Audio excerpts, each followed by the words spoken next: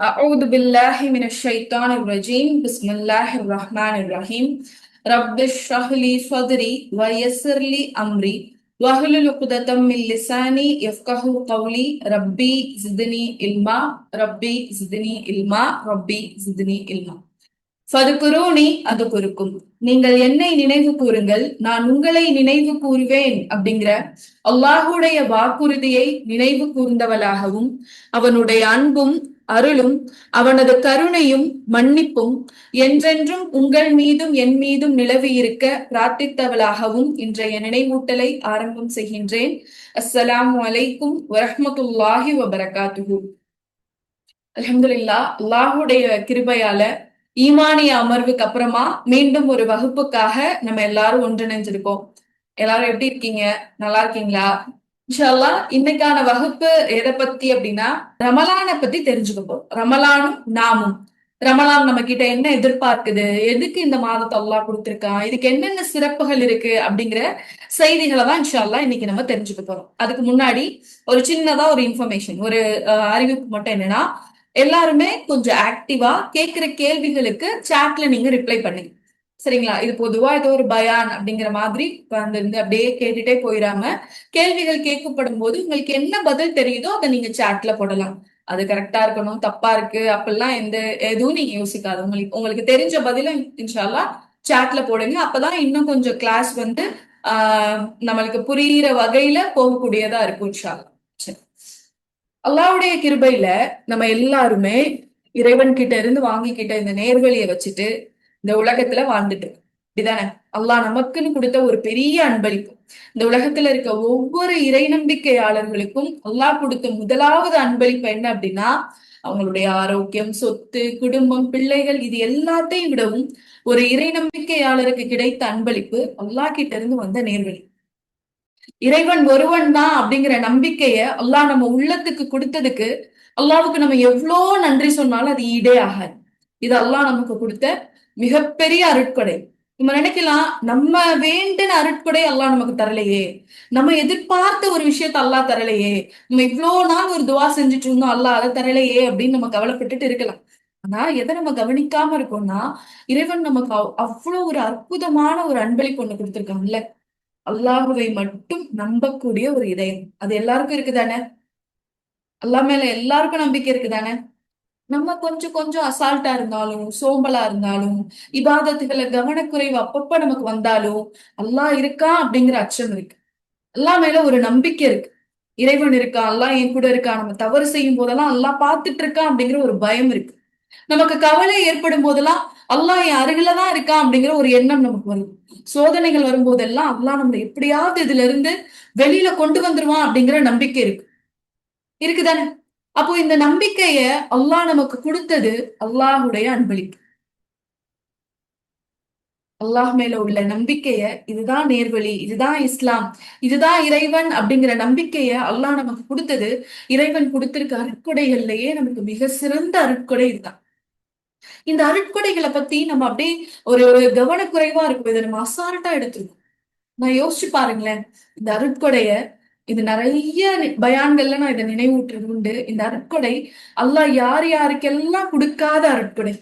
அல்லாஹ் சொல்றான், இந்த நேர்வழி அப்படிங்கிறது முழுக்க முழுக்க என்னுடைய கையில இருக்குன்னு அல்லாஹ் சொல்றான். ரசூலுல்லாஹ்வை பார்த்தே அல்லாஹ் சொல்றான், நீங்கள் விரும்பிய நபர்களை எல்லாம் உங்களால நேர்வழியில செலுத்திட முடியாது, இது என்னுடைய கையிலிருந்து கிடைக்கக்கூடிய அன்பளிப்பு. மாஷா அல்லாஹ், சுப்ஹானல்லாஹ், அல்லாஹுடைய கையிலிருந்து பெற்ற அன்பளிப்பு உள்ள மனிதர்களாதான் நம்ம ஒவ்வொருத்தரும் இருக்கும். வரலாறுகள் எடுத்து நம்ம பார்க்கும்போது, குரான் எடுத்து நம்ம வாசிக்கும் போது, நபிமார்களுடைய வரலாறுகளை நம்ம படிக்கும் போது, அது அப்படியே நம்மள மெய் சிலிர்க்க வைக்கணும். எப்படி? இப்ராஹிம் நபியுடைய தந்தை எப்படி இருந்தாரு? அவர் சிலையை வடிக்கக்கூடியவராகவும் சிலையை செய்யக்கூடியவராகவும் இருந்தார். ஆனா இப்ராஹிம் அலைஹிஸ்ஸலாம் யாரு? இந்த மார்க்கத்துடைய தந்தை. எந்த மார்க்கத்தை நம்ம இறுதி வரைக்கும் பின்பற்ற அல்லாஹ் கட்டளையிட்டானோ அந்த மார்க்கத்துடைய, அந்த ஏகத்துவத்துடைய தந்தையா அல்லாஹ் யார குறிப்பிடுறான்? இப்ராஹிம் அலைஹிஸ்ஸலாத்தை அல்லாஹ் குறிப்பிடுறான். அவங்களுடைய தந்தைக்கு அல்லாஹ் இந்த நேர்வழியை கொடுக்கல. அவர் சிலையை வடிக்கக்கூடியவரா இருந்தாரு, சிலையை வணங்கக்கூடியவரா இருந்தாரு.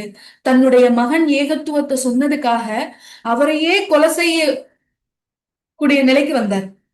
நூஹ் நபியுடைய மனைவிக்கு கிடைக்கல, நூஹ் நபியுடைய மகனுக்கு கிடைக்கல, லூத் அலைஹிஸ்ஸலாத்துடைய மனைவிக்கு கிடைக்கல, முகமது நபி ஸல்லல்லாஹு அலைஹி வஸல்லம் அவங்களுடைய அன்புக்குரிய சிறிய தந்தைக்கு கிடைக்கல. நபி ஸல்லல்லாஹு அலைஹி வஸல்லம் அவங்க தன்னுடைய சிறிய தந்தையுடைய மரண தருவாயில அவருடைய பக்கத்துல இருந்து ரசூலுல்லாஹ் அவர்கிட்ட மீண்டும் மீண்டும் சொல்லிட்டே இருக்காங்க. அவர்கிட்ட ரசூலுல்லாஹ் சொல்லிட்டே இருக்காங்க, நீங்க லா இலாஹ இல்லல்லாஹ் மட்டும் சொல்லிருங்க. நீங்க அல்லாஹ்வை நம்பிக்கை கொண்டுட்டேன்னு சொல்லுங்க. நான் உங்களுக்காக அல்லாஹ் கிட்ட பாவ மன்னிப்பு தேடுறேன். அவர் என்ன சொல்லிடுறாரு? இறுதி வரைக்கும் நான் என்னுடைய முன்னோர்களுடைய மார்க்கத்திலிருந்து வெளிவர முடியாதுன்னு சொல்லிட்டார். நம்பிக்கை கொள்ளாமலே மரணிச்சும் போயிடும். அவருக்காக ரசூலுல்லாஹ் அல்லாஹ் கிட்ட பாவ மன்னிப்பு தேடும் போதெல்லாம் அல்லாஹ் சொல்றான், ஒரு இறை நம்பிக்கையாளருக்காக, ஒரு இறை நிராகரிப்பாளருக்காக ஒரு இறை நம்பிக்கையாளர் என்ன செய்யக்கூடாது? பாவ மன்னிப்பு தேடக்கூடாது தூதரே, இது உங்களுக்கு அழகில்ல. ஒரு இறை நிராகரிப்பாளருக்காக நீங்க பாவ மன்னிப்பு தேடாதீங்கன்னு அல்லாஹ் சொல்லிடுறான். ஆனா அவருக்கு நரகத்திலே இருக்கிற சிறிய தண்டனையை வழங்குறேன்னு அல்லாஹ் சொல்றான். நபி ஸல்லல்லாஹு அலைஹி வஸல்லம் அவங்களுடைய சிறிய தந்தைக்கு தான் நரகத்துல இருக்கிறதுல சிறிய தண்டனை. என்ன தண்டனை அது? தெரிஞ்சவங்க பதில் போடுங்க சாட்ல. நரகத்துல கொடுக்கப்படக்கூடிய சிறிய தண்டனை, அது நபி ஸல்லல்லாஹு அலைஹி வஸல்லம் அவங்களுடைய சிறிய தந்தைக்கும் சொல்லப்பட்டிருக்கு. அது என்ன தண்டனை? நெருப்பாலான செருப்பு அணிவிக்கணும். நெருப்பாலான செருப்பை அல்லாஹ் அவருக்கு கொடுப்பான். இந்த நெருப்பாலான செருப்புல ஏறி ஒரு மனிதன் நின்றா என்ன ஆகும் தெரியுமா?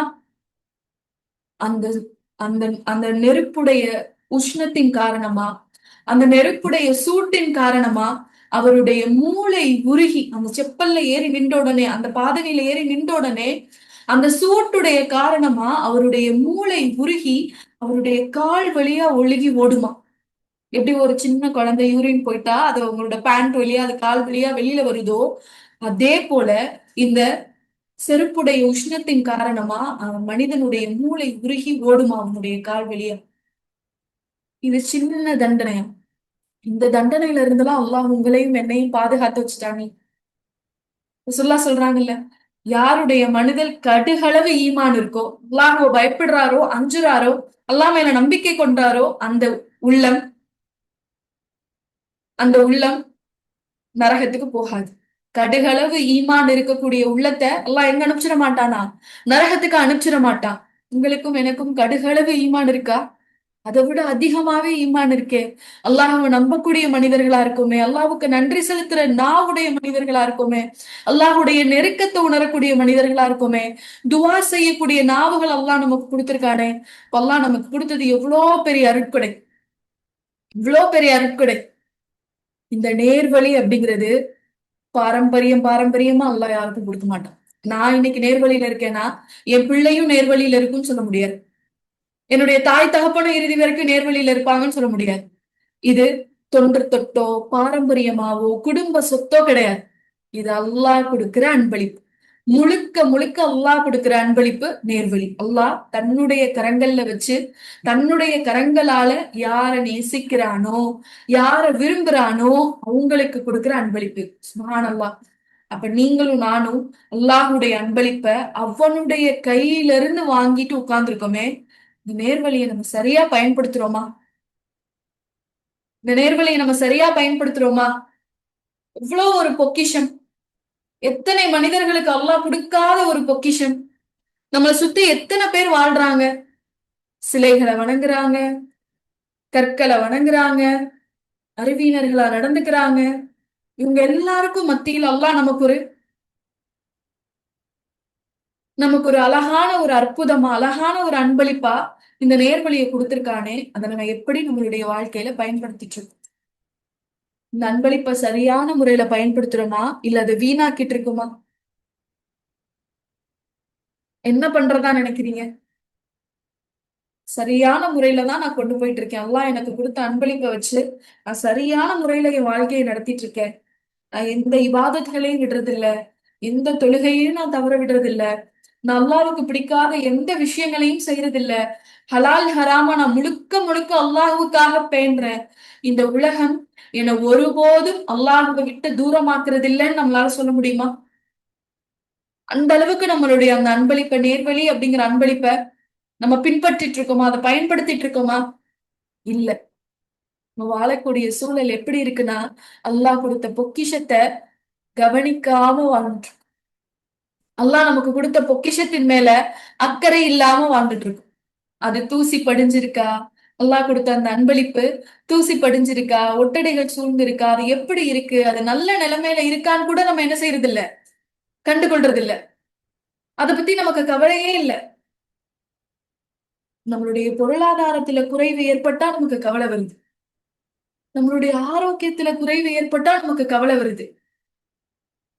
ஆனா அல்லாஹ் கொடுத்த இந்த நேர்வழிங்கிற அன்பளிப்புல நான் குறைவை உணரும் போது நமக்கு கவலை வருதா? கவலை ஏற்படுதா நமக்கு? அல்லாஹ் கொடுத்த இந்த அன்பளிப்புல குறைய உணரும் போது என்னுடைய தொழுகை முன்ன மாதிரி இல்லையே, அது உயிரோட்டமா இல்லையே, என்னுடைய துவாக்கல்ல உயிரோட்டம் இல்லையே, எனக்கு அல்லாஹ் மேல உள்ள அச்சத்துல பலகீனமாயிட்டேனேனா, என்னால பாவங்கள்ல இருந்து சீக்கிரம் வெளியில வர முடியலையே, கவலைப்படுறோமா? அந்த நேர்வழி எப்படி இருக்குனாவது நம்ம பாக்குறோமா? நம்மளுடைய தீமைகளுடைய ஏடு எந்த அளவுக்கு நிறைஞ்சிருக்கு, அதுக்காக நம்ம மன்னிப்பு கேட்கிறோமா ஒவ்வொரு நாளும்? எதுவுமே இல்லாம, இத பத்தின கவலைகளே இல்லாம, பல நேரங்கள்ல இந்த உலகம்தான் பிரதானம்னு நம்ம வாழ்ந்துட்டே இருக்கோம். இந்த உலகத்து பின்னாடியே நம்ம போயிட்டே இருக்கோம். இங்க எல்லாத்தையும் அனுபவிச்சிடணும், இங்க எல்லாம் எனக்கு கிடைச்சிடணும், இங்க எதுலயும் நான் விட்டுறக்கூடாது, எல்லாம் சின்ன இன்பமோ பெரிய இன்பமோ அதை நம்ம அனுபவிச்சிடணும் அப்படிங்கிற நோக்குல எதுக்காக படைக்கப்பட்டோம், எது நம்மளுடைய இலக்கு, சுவனம் தானே நம்மளுடைய இலக்கு. அந்த இலக்க மறந்து, எதுக்காக படைக்கப்பட்டோம் அப்படிங்கிற நோக்கத்தை மறந்து, இந்த பூமி நமக்கு வெறும் சிறைச்சாலை தான், ஒரு பயணம் பண்ணக்கூடிய நாளளவு தான் இந்த பூமியில நம்ம வாழ்றோம் அப்படிங்கிறதே மறந்து, இந்த உலகத்தின் மேல நம்ம மூழ்கி போய் நம்மளுடைய பாவங்களை பத்தி அக்கறைப்படாம, நம்மளுடைய நன்மைகளின் பக்கம் ஆர்வம் செலுத்தாம, நம்ம பொடுபோக்கான ஒரு வாழ்க்கைய வாழ்ந்துட்டு இருக்கோம் பல நேரங்கள்ல. ஆனா நம்மளுடைய ரப்பு நம்ம மேல அக்கறை இல்லாம இருக்கிறது இல்ல. நமக்குதான் நம்ம மேல அக்கறை இல்லை. நமக்குதான் நம்ம மேல என்ன இல்ல, அக்கறை இல்ல, கரிசனம் இல்ல, நேர்வழியில இருக்கோமா இல்லையா, பாவ மன்னிப்பு கேட்டோமா, அமல்கள் செஞ்சோமா, இத பத்தி எந்த அக்கறையும் இல்லாம ஒவ்வொரு நாளும் தூங்கி எழுந்து நம்மளுடைய நாட்களை கடத்திக்கிட்டே போறோம். ஆனா அல்லாஹ் எப்படிப்பட்ட இறைவன்? நம்மளுடைய இறைவன் அன்பானவன், ரொம்ப கருணையாளன். அந்த அல்லாஹ் என்ன பண்றான் அப்படின்னா நம்மளை கவனிச்சுக்கிட்டே இருக்கான். இவங்க என்னுடைய அடியார் இல்லையா, என்னுடைய அன்புக்குரியவங்க இல்லையா இவங்க, இவங்களுக்கு நான் என்னுடைய கைகள்ல இருந்து நேர்வழியை கொடுத்தனே, என்னுடைய பிரத்யேகமான அன்பளிப்பை நான் இவங்களுக்கு கொடுத்தனே, ஆனா அதை இவங்க சரியா பயன்படுத்தாம இருக்காங்களே, பாவங்கள் இவங்களுக்கு அதிகரிச்சுட்டே இருக்கே, இவங்களுடைய நன்மைகள் இன்னும் இவங்க நிறைய செய்யணுமே, என்ன நெருங்கணுமே அப்படின்னு அல்லாஹ் நம்மளை கண்காணிச்சுக்கிட்டே இருக்கிறதுனால அல்லாஹ் என்ன பண்றான்னா மீண்டும் நமக்கு ஒரு அன்பளிப்பை கொடுக்குறான். அது ஒரு ஹிதாயத் அப்படிங்கிற ஒரு அன்பளிப்பை கொடுத்தான். அந்த அன்பளிப்பை நம்ம பயன்படுத்துற முறைகளை பார்த்துக்கிட்டே இருக்கக்கூடிய நம்ம ரப்பு, ஒருவேளை அதை நம்ம நல்லா பயன்படுத்திட்டு இருந்தோம்னா அல்லாஹ் என்ன செய்வானா இன்னும் கொஞ்சம் இவங்க இதை நல்லா பயன்படுத்தணும்னு இன்னொரு அன்பளிப்பை கொடுக்குறான். சரியா பயன்படுத்தாத மனிதர்களுக்கு அல்லாஹ் இந்த அன்பளிப்பை கொடுத்து தங்களை தாங்களே சரி செஞ்சுக்கிறதுக்கான ஒரு வாய்ப்பை கொடுக்குறான். அது என்ன அன்பளிப்பு? ரமலான் அப்படிங்கிற அன்பளிப்பு. ரமலான் அப்படிங்கிற அன்பளிப்பு தான் அது. ஒரு வருடத்துல மீதி இருக்கக்கூடிய எல்லா மாதங்களும் நீ என்னை விட்டு தூரம் போய்கிட்டே இருந்தாலும், என்னை நெருங்கணும்னு நீ நினைக்கிற, ஆனாலும் நீ என்னை விட்டு தூரம் ஆயிட்டே இருக்க, உன்னுடைய பாவங்களுக்காக நீ மன்னிப்பு தேடாம இருக்க, உன் வாழ்க்கையை நீ மாத்தி அமைக்கணும்னு ஆசைப்படுற, ஆனா அதை நீ செய்ய மாட்ற, அதுக்கு நான் உனக்கு ஒரு வாய்ப்பு கொடுக்குறேன் அப்படின்னு சொல்லி பாவம் செஞ்சுட்டு இருக்க, தீமையில இருக்கக்கூடிய நமக்கு தண்டனை கொடுக்கறதுக்கு பதிலா இறைவன் ஒரு அன்பளிப்பை கொடுக்குறான். அந்த அன்பளிப்பு தான் ரமலான் அப்படிங்கிற அன்பளிப்பு.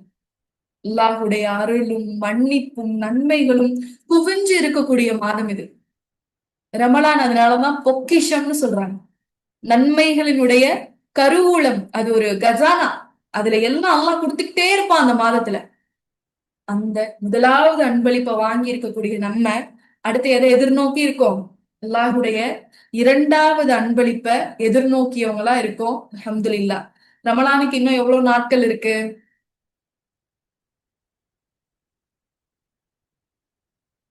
எவ்வளவு நாட்கள் இருக்கு ரமலானுக்கு?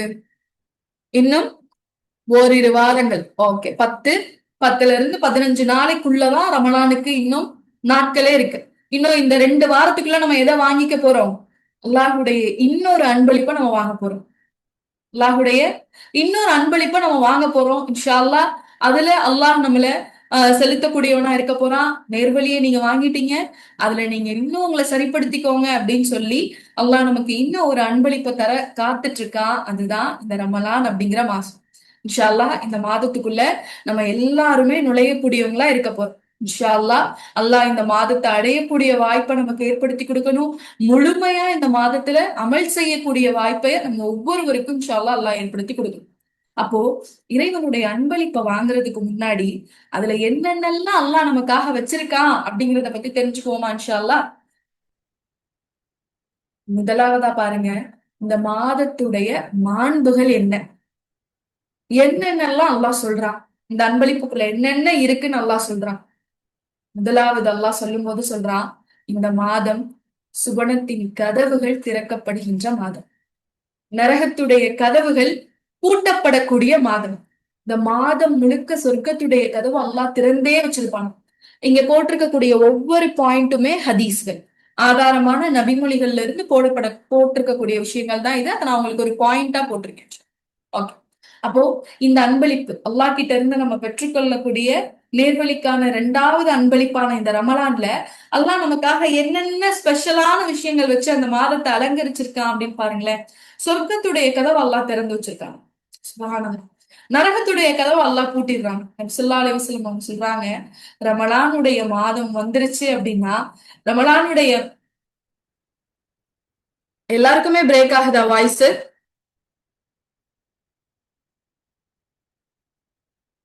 நல்லா கேக்குதா இல்ல எதுவும் டிஸ்டர்பன்ஸ் இருக்கா? இல்லையா? சரி.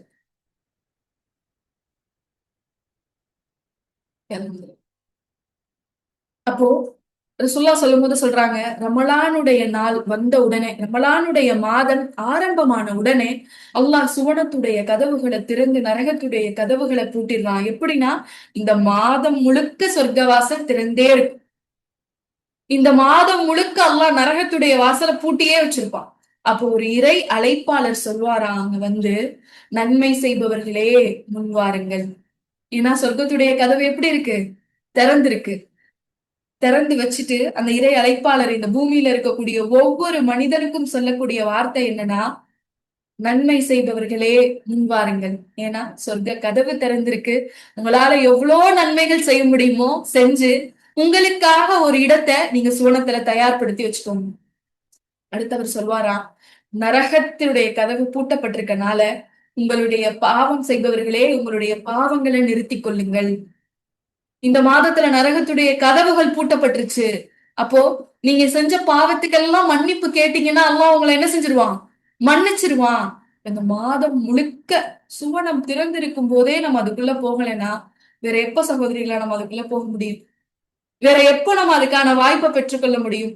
நரகம் பூட்டப்பட்டிருக்கும் போதே அதுல இருந்து நம்ம பாதுகாப்பு தேடி பாவங்களை மன்னிக்க பெற்று வாங்கலைன்னா வேற எந்த மாதத்துல நம்ம அல்லாஹ் கிட்ட நம்மளுடைய பாவங்களை மன்னிக்கிறதுக்கு முறையிட்டு நரகத்திலிருந்து விடுதலை ஆகிறதுக்கு தகுதியான ஒரு மாதம் இதுல எதுவா இருக்கு?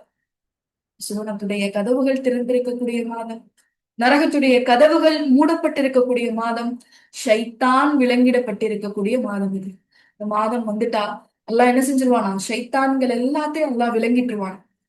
பொதுவாவே நம்ம எவ்வளவு தவறு செஞ்சாலும், நம்ம எவ்வளவு பாவங்கள் செஞ்சாலும், நம்ம வழி தவறி போகும் போதெல்லாம் நம்ம மனசுக்குள்ள ஒரு ஏக்கம் இருக்கும். உணர்ந்திருக்கிறீங்களா? நம்மளால ஏன் அல்லாஹ் விரும்புற மாதிரி நடந்துக்க முடியல? நம்மளும் நம்மளுடைய வாழ்க்கையை சரி பண்ணணும். நம்மளும் திக்கரெல்லாம் கரெக்டா ஓதிடணும். நம்மளும் கரெக்டா தொழுகணும். நம்மளும் தஹஜ்ஜத் தொழுதிரணும். இந்த ஏக்கம் உணர்ந்திருக்கிறீங்களா? உணர்ந்திருப்போம். ஆனா இந்த உணர்தலை நம்ம இன்னும் அதிகப்படுத்திக்கிறதுக்காக, அந்த ஏக்கம் மட்டும் இல்லாம இத நடைமுறையும் நம்ம படுத்துறதுக்காக அல்லாஹ் இந்த மாதத்துல ஷைத்தான விளங்கிட்டான். ஏன்னா ஷைத்தான் நம்ம கூடயே இருக்கும்போது என்ன ஆகுது? இந்த ஏக்கம் எல்லாம் வெறும் ஏக்கமாவே கரைஞ்சு போயிரும் காத்துல. ஏன்னா ஷைத்தான் நம்ம பக்கத்துல இருந்து நம்மளை வழிகெடுத்துட்டே இருக்கான். நம்மளுக்கு என்ன செய்யறான்? தூண்டிக்கிட்டே இருக்கான் தவறுதலுக்கு. அவனை விளங்கிட்டுட்டா இப்ப அந்த எக்ஸ்டர்னலா வெளியில இருந்து வர தூண்டுதல் நமக்கு இருக்காது. ஈஸியா நம்ம என்னென்ன மாற்றங்கள் எல்லாம் நம்மளுடைய வாழ்க்கையில செய்யணும்னு நினைக்கிறோமோ அது எல்லாத்தையும் இந்த மாதத்துல பயிற்சி பண்ணிக்கிறதுக்கு அல்லாஹ் நமக்கு ஒரு வாய்ப்பு கொடுக்குறது. அப்போ சந்தேகம் வரும், ரமலான்லயும் பாவம் செய்யக்கூடிய மனிதர்கள் இருக்காங்க தானே? ரமலான்ல ஷைத்தானுக்கு அல்லாஹ் விளங்கிட்டுட்டா அப்புறம் ஏன் ரமலான்லயும் பாவம் செய்யறாங்க சில மனிதர்கள்? அப்படின்னா மீதி இருக்கக்கூடிய மாதங்கள்ல ஷைத்தானோட நம்மளுடைய நஃப்ஸ் எப்படி இருந்துச்சு? உற்ற நண்பனா இருந்துச்சு. இப்ப ஷைத்தான் ஒரு மாசம் வெக்கேஷன் போயிட்டான். ஆனா அவன்கிட்ட பழகுன நஃப்ஸ் யார்கிட்ட இருக்கு? நம்ம கிட்டதான் இருக்கு. அப்ப அந்த ஷைத்தானுடைய சுவடுகளின் காரணமா தான் நம்ம நோன்பு மாதங்கள்லயும் ஒரு சிலர் தவறுதல், அல்லாஹ்வுக்கு பிடிக்காத விஷயங்களை செய்ய தூண்டுறதுக்கு ஷைத்தானிடம் பழகிய நப்சு காரணமா இருக்கு. ஆனா அதுல இருந்து நம்ம வெளிவரணும்னு நினைச்சு நம்ம முயற்சிகள் எடுத்துக்கொள்ளும் போது அல்லாஹ் அதுக்காக நமக்கு உதவி செய்வான் இன்ஷா அல்லாஹ் கண்டிப்பா. இப்போ இந்த மாதத்துல அல்லாஹ் நமக்கு எப்படிலாம் அலங்கரிச்சிருக்கான் இந்த அன்பளிப்ப. சுவன கதவுகளை திறந்திருக்கான், நரகத்துடைய கதவுகளை மூடி வச்சிருக்கான், ஷைத்தானுக்கு அல்லாஹ் விளங்கிட்டு இருக்கான். இன்னும் பாருங்களேன், இந்த மாதத்துல அல்லாஹ் நன்மைகளுக்கு அதிகமான கூலி கொடுக்குறான். நீங்க ரமலானுக்கு ஒரு நாள் முன்னாடி குரான் ஓதுனீங்கன்னா அதுக்கான நன்மை வேற. ரமலான் மாதத்துல நீங்க குரான் ஓதுனீங்கன்னா அதுக்கான நன்மை வேற. இந்த மாதத்துல செய்யப்படக்கூடிய ஒவ்வொரு நன்மைக்கும் அல்லாஹ் 10ல இருந்து 70 700 மடங்குகள் வரைக்கும் அல்லாஹ் நன்மையை தரான். 10ல இருந்து 700 மடங்குகள் வரைக்கும் அல்லாஹ் நன்மை தரான். நீங்க ரமலானுக்கு ஒரு நாள் முன்னாடி செஞ்ச சதக்காவுடைய நன்மைக்கும் நீங்க ரமலான்ல செய்யக்கூடிய சதக்காவுடைய நன்மைக்கும் வித்தியாசம். ஏன்னா இந்த மாதத்துல அதே அமல்கள் தான், மற்ற நாள்கள்ல செஞ்ச அதே அமல்களுக்கு அல்லாஹ் அதிகப்படியான கூலி கொடுக்குறான். நீங்க தொழுகிற ஒவ்வொரு தொழுகை, நீங்க ஓதக்கூடிய ஒவ்வொரு வசனம், நீங்க செய்யக்கூடிய ஒவ்வொரு தர்மம், நீங்க கேட்கக்கூடிய ஒவ்வொரு பாவ மன்னிப்பு, நீங்க சொல்லக்கூடிய ஒவ்வொரு திக்கர், இது எல்லாத்துக்குமே அல்லாஹ் நன்மையுடைய அளவை என்ன செஞ்சிடறான்? கூடுதலாக்கி கொடுக்குறான் இந்த மாதத்துல. அடுத்து அல்லாஹ் இந்த மாதத்துல நமக்கு என்ன தரான்? இன்னும் அழகா இந்த மாதத்தை அல்லாஹ் எப்படி நம்மளுக்கு அலங்கரிச்சு கொடுத்திருக்கான்னு பாருங்களேன். ரமலான் மாதம் வந்துட்டா இந்த மாதத்துடைய ஒவ்வொரு இரவுலையும் அல்லாஹ் சில மனிதர்களை நரகத்தில் இருந்து விடுதலை செய்கிறான். இந்த ரீதியில என்னைக்காவது நம்ம ரமலான் அணுகியிருக்கோமா? ரமலானுடைய இரவுகள் அல்லாஹ் ஒரு சில மனிதர்களை நரகத்திலிருந்து விடுதலை செஞ்சு சுவனத்துக்கு அனுப்புறாங்க. நம்ம என்னைக்காவது ரமலான்ல இப்படி ஒரு பிரார்த்தனை அல்லாஹ் கிட்ட வச்சிருக்கோமா? யா அல்லாஹ், நரகத்திலிருந்து விடுதலை செய்யக்கூடிய நபர்களுடைய பட்டியல்ல என்னையும் என்னுடைய குடும்பத்தாரையும் ஆக்கி அருள்வாயாகன்னு. இன்னைக்கு விடுதலை செய்யக்கூடிய நபர்கள்ல ஒருத்தரா நான் இருந்துடணும். இப்போ ஒவ்வொரு இரவுலையும் அல்லாஹ் ஒரு சில மனிதர்களை விடுதலை செய்யறாங்க. அதாவது அவங்களுடைய பாவங்களை மன்னிக்கிறாங்க.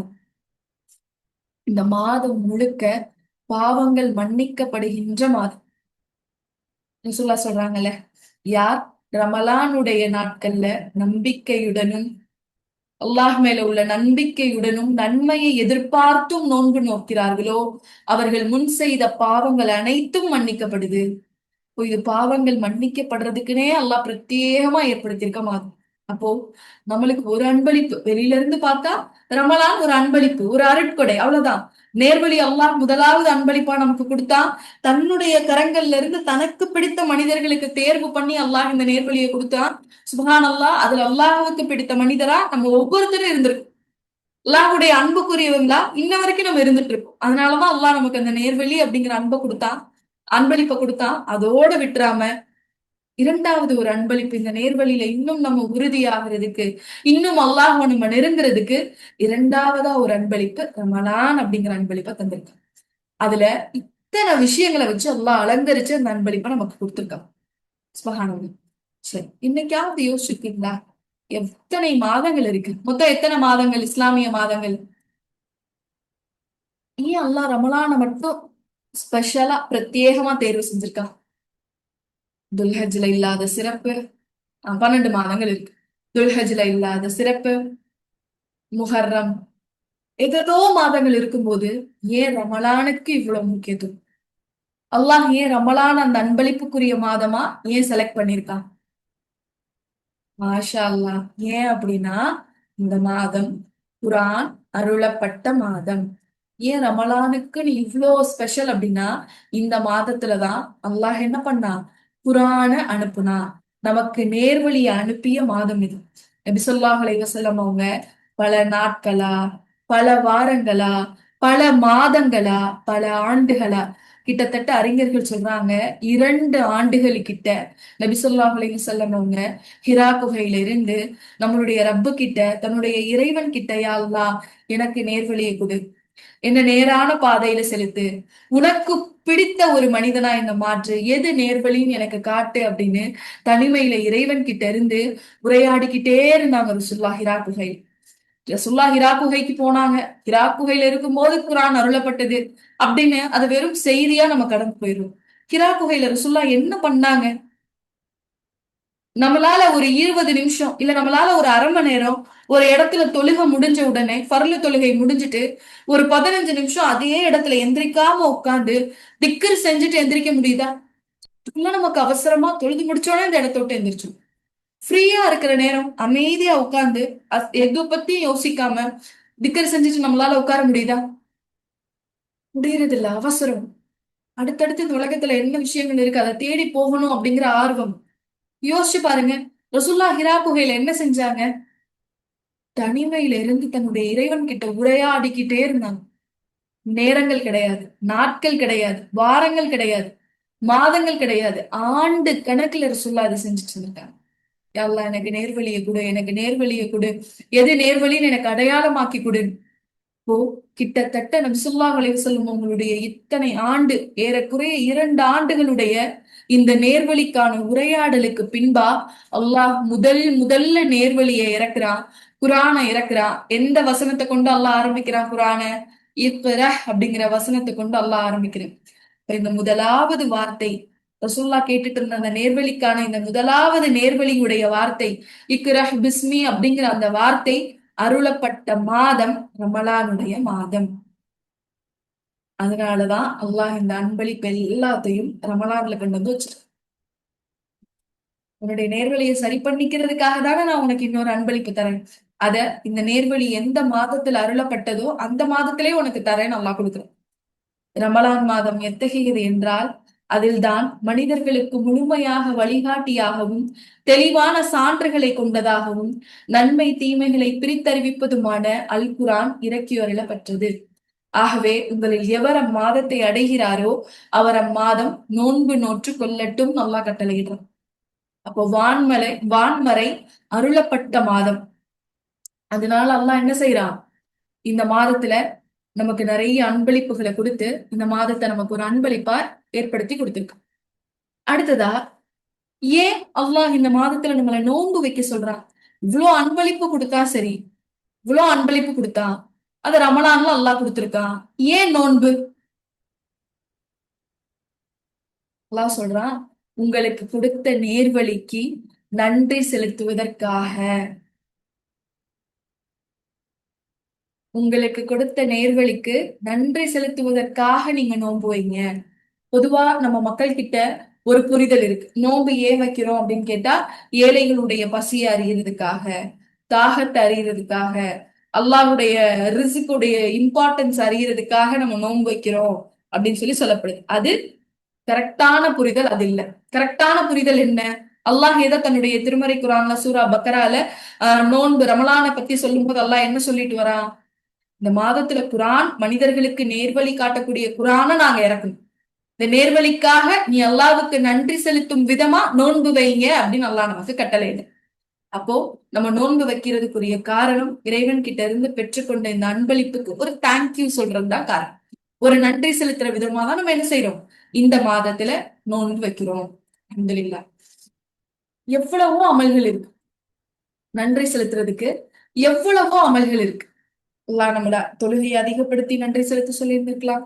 சதக்காக்களை அதிகப்படுத்தி நன்றி செலுத்த சொல்லி இருந்திருக்கலாம். வேற எத்தனையோ அமல்கள் அல்லாஹ் சொல்லி இருந்திருக்கலாம். ஏன் அல்லாஹ் நோன்பு நோற்று நன்றி செலுத்துங்கன்னு சொல்றான்? ஏன்? ஆன்சர் தெரிஞ்சுன்னா சாட்ல போடுங்க. ஏன் நோன்பு நோற்று நன்றி செலுத்தணும்?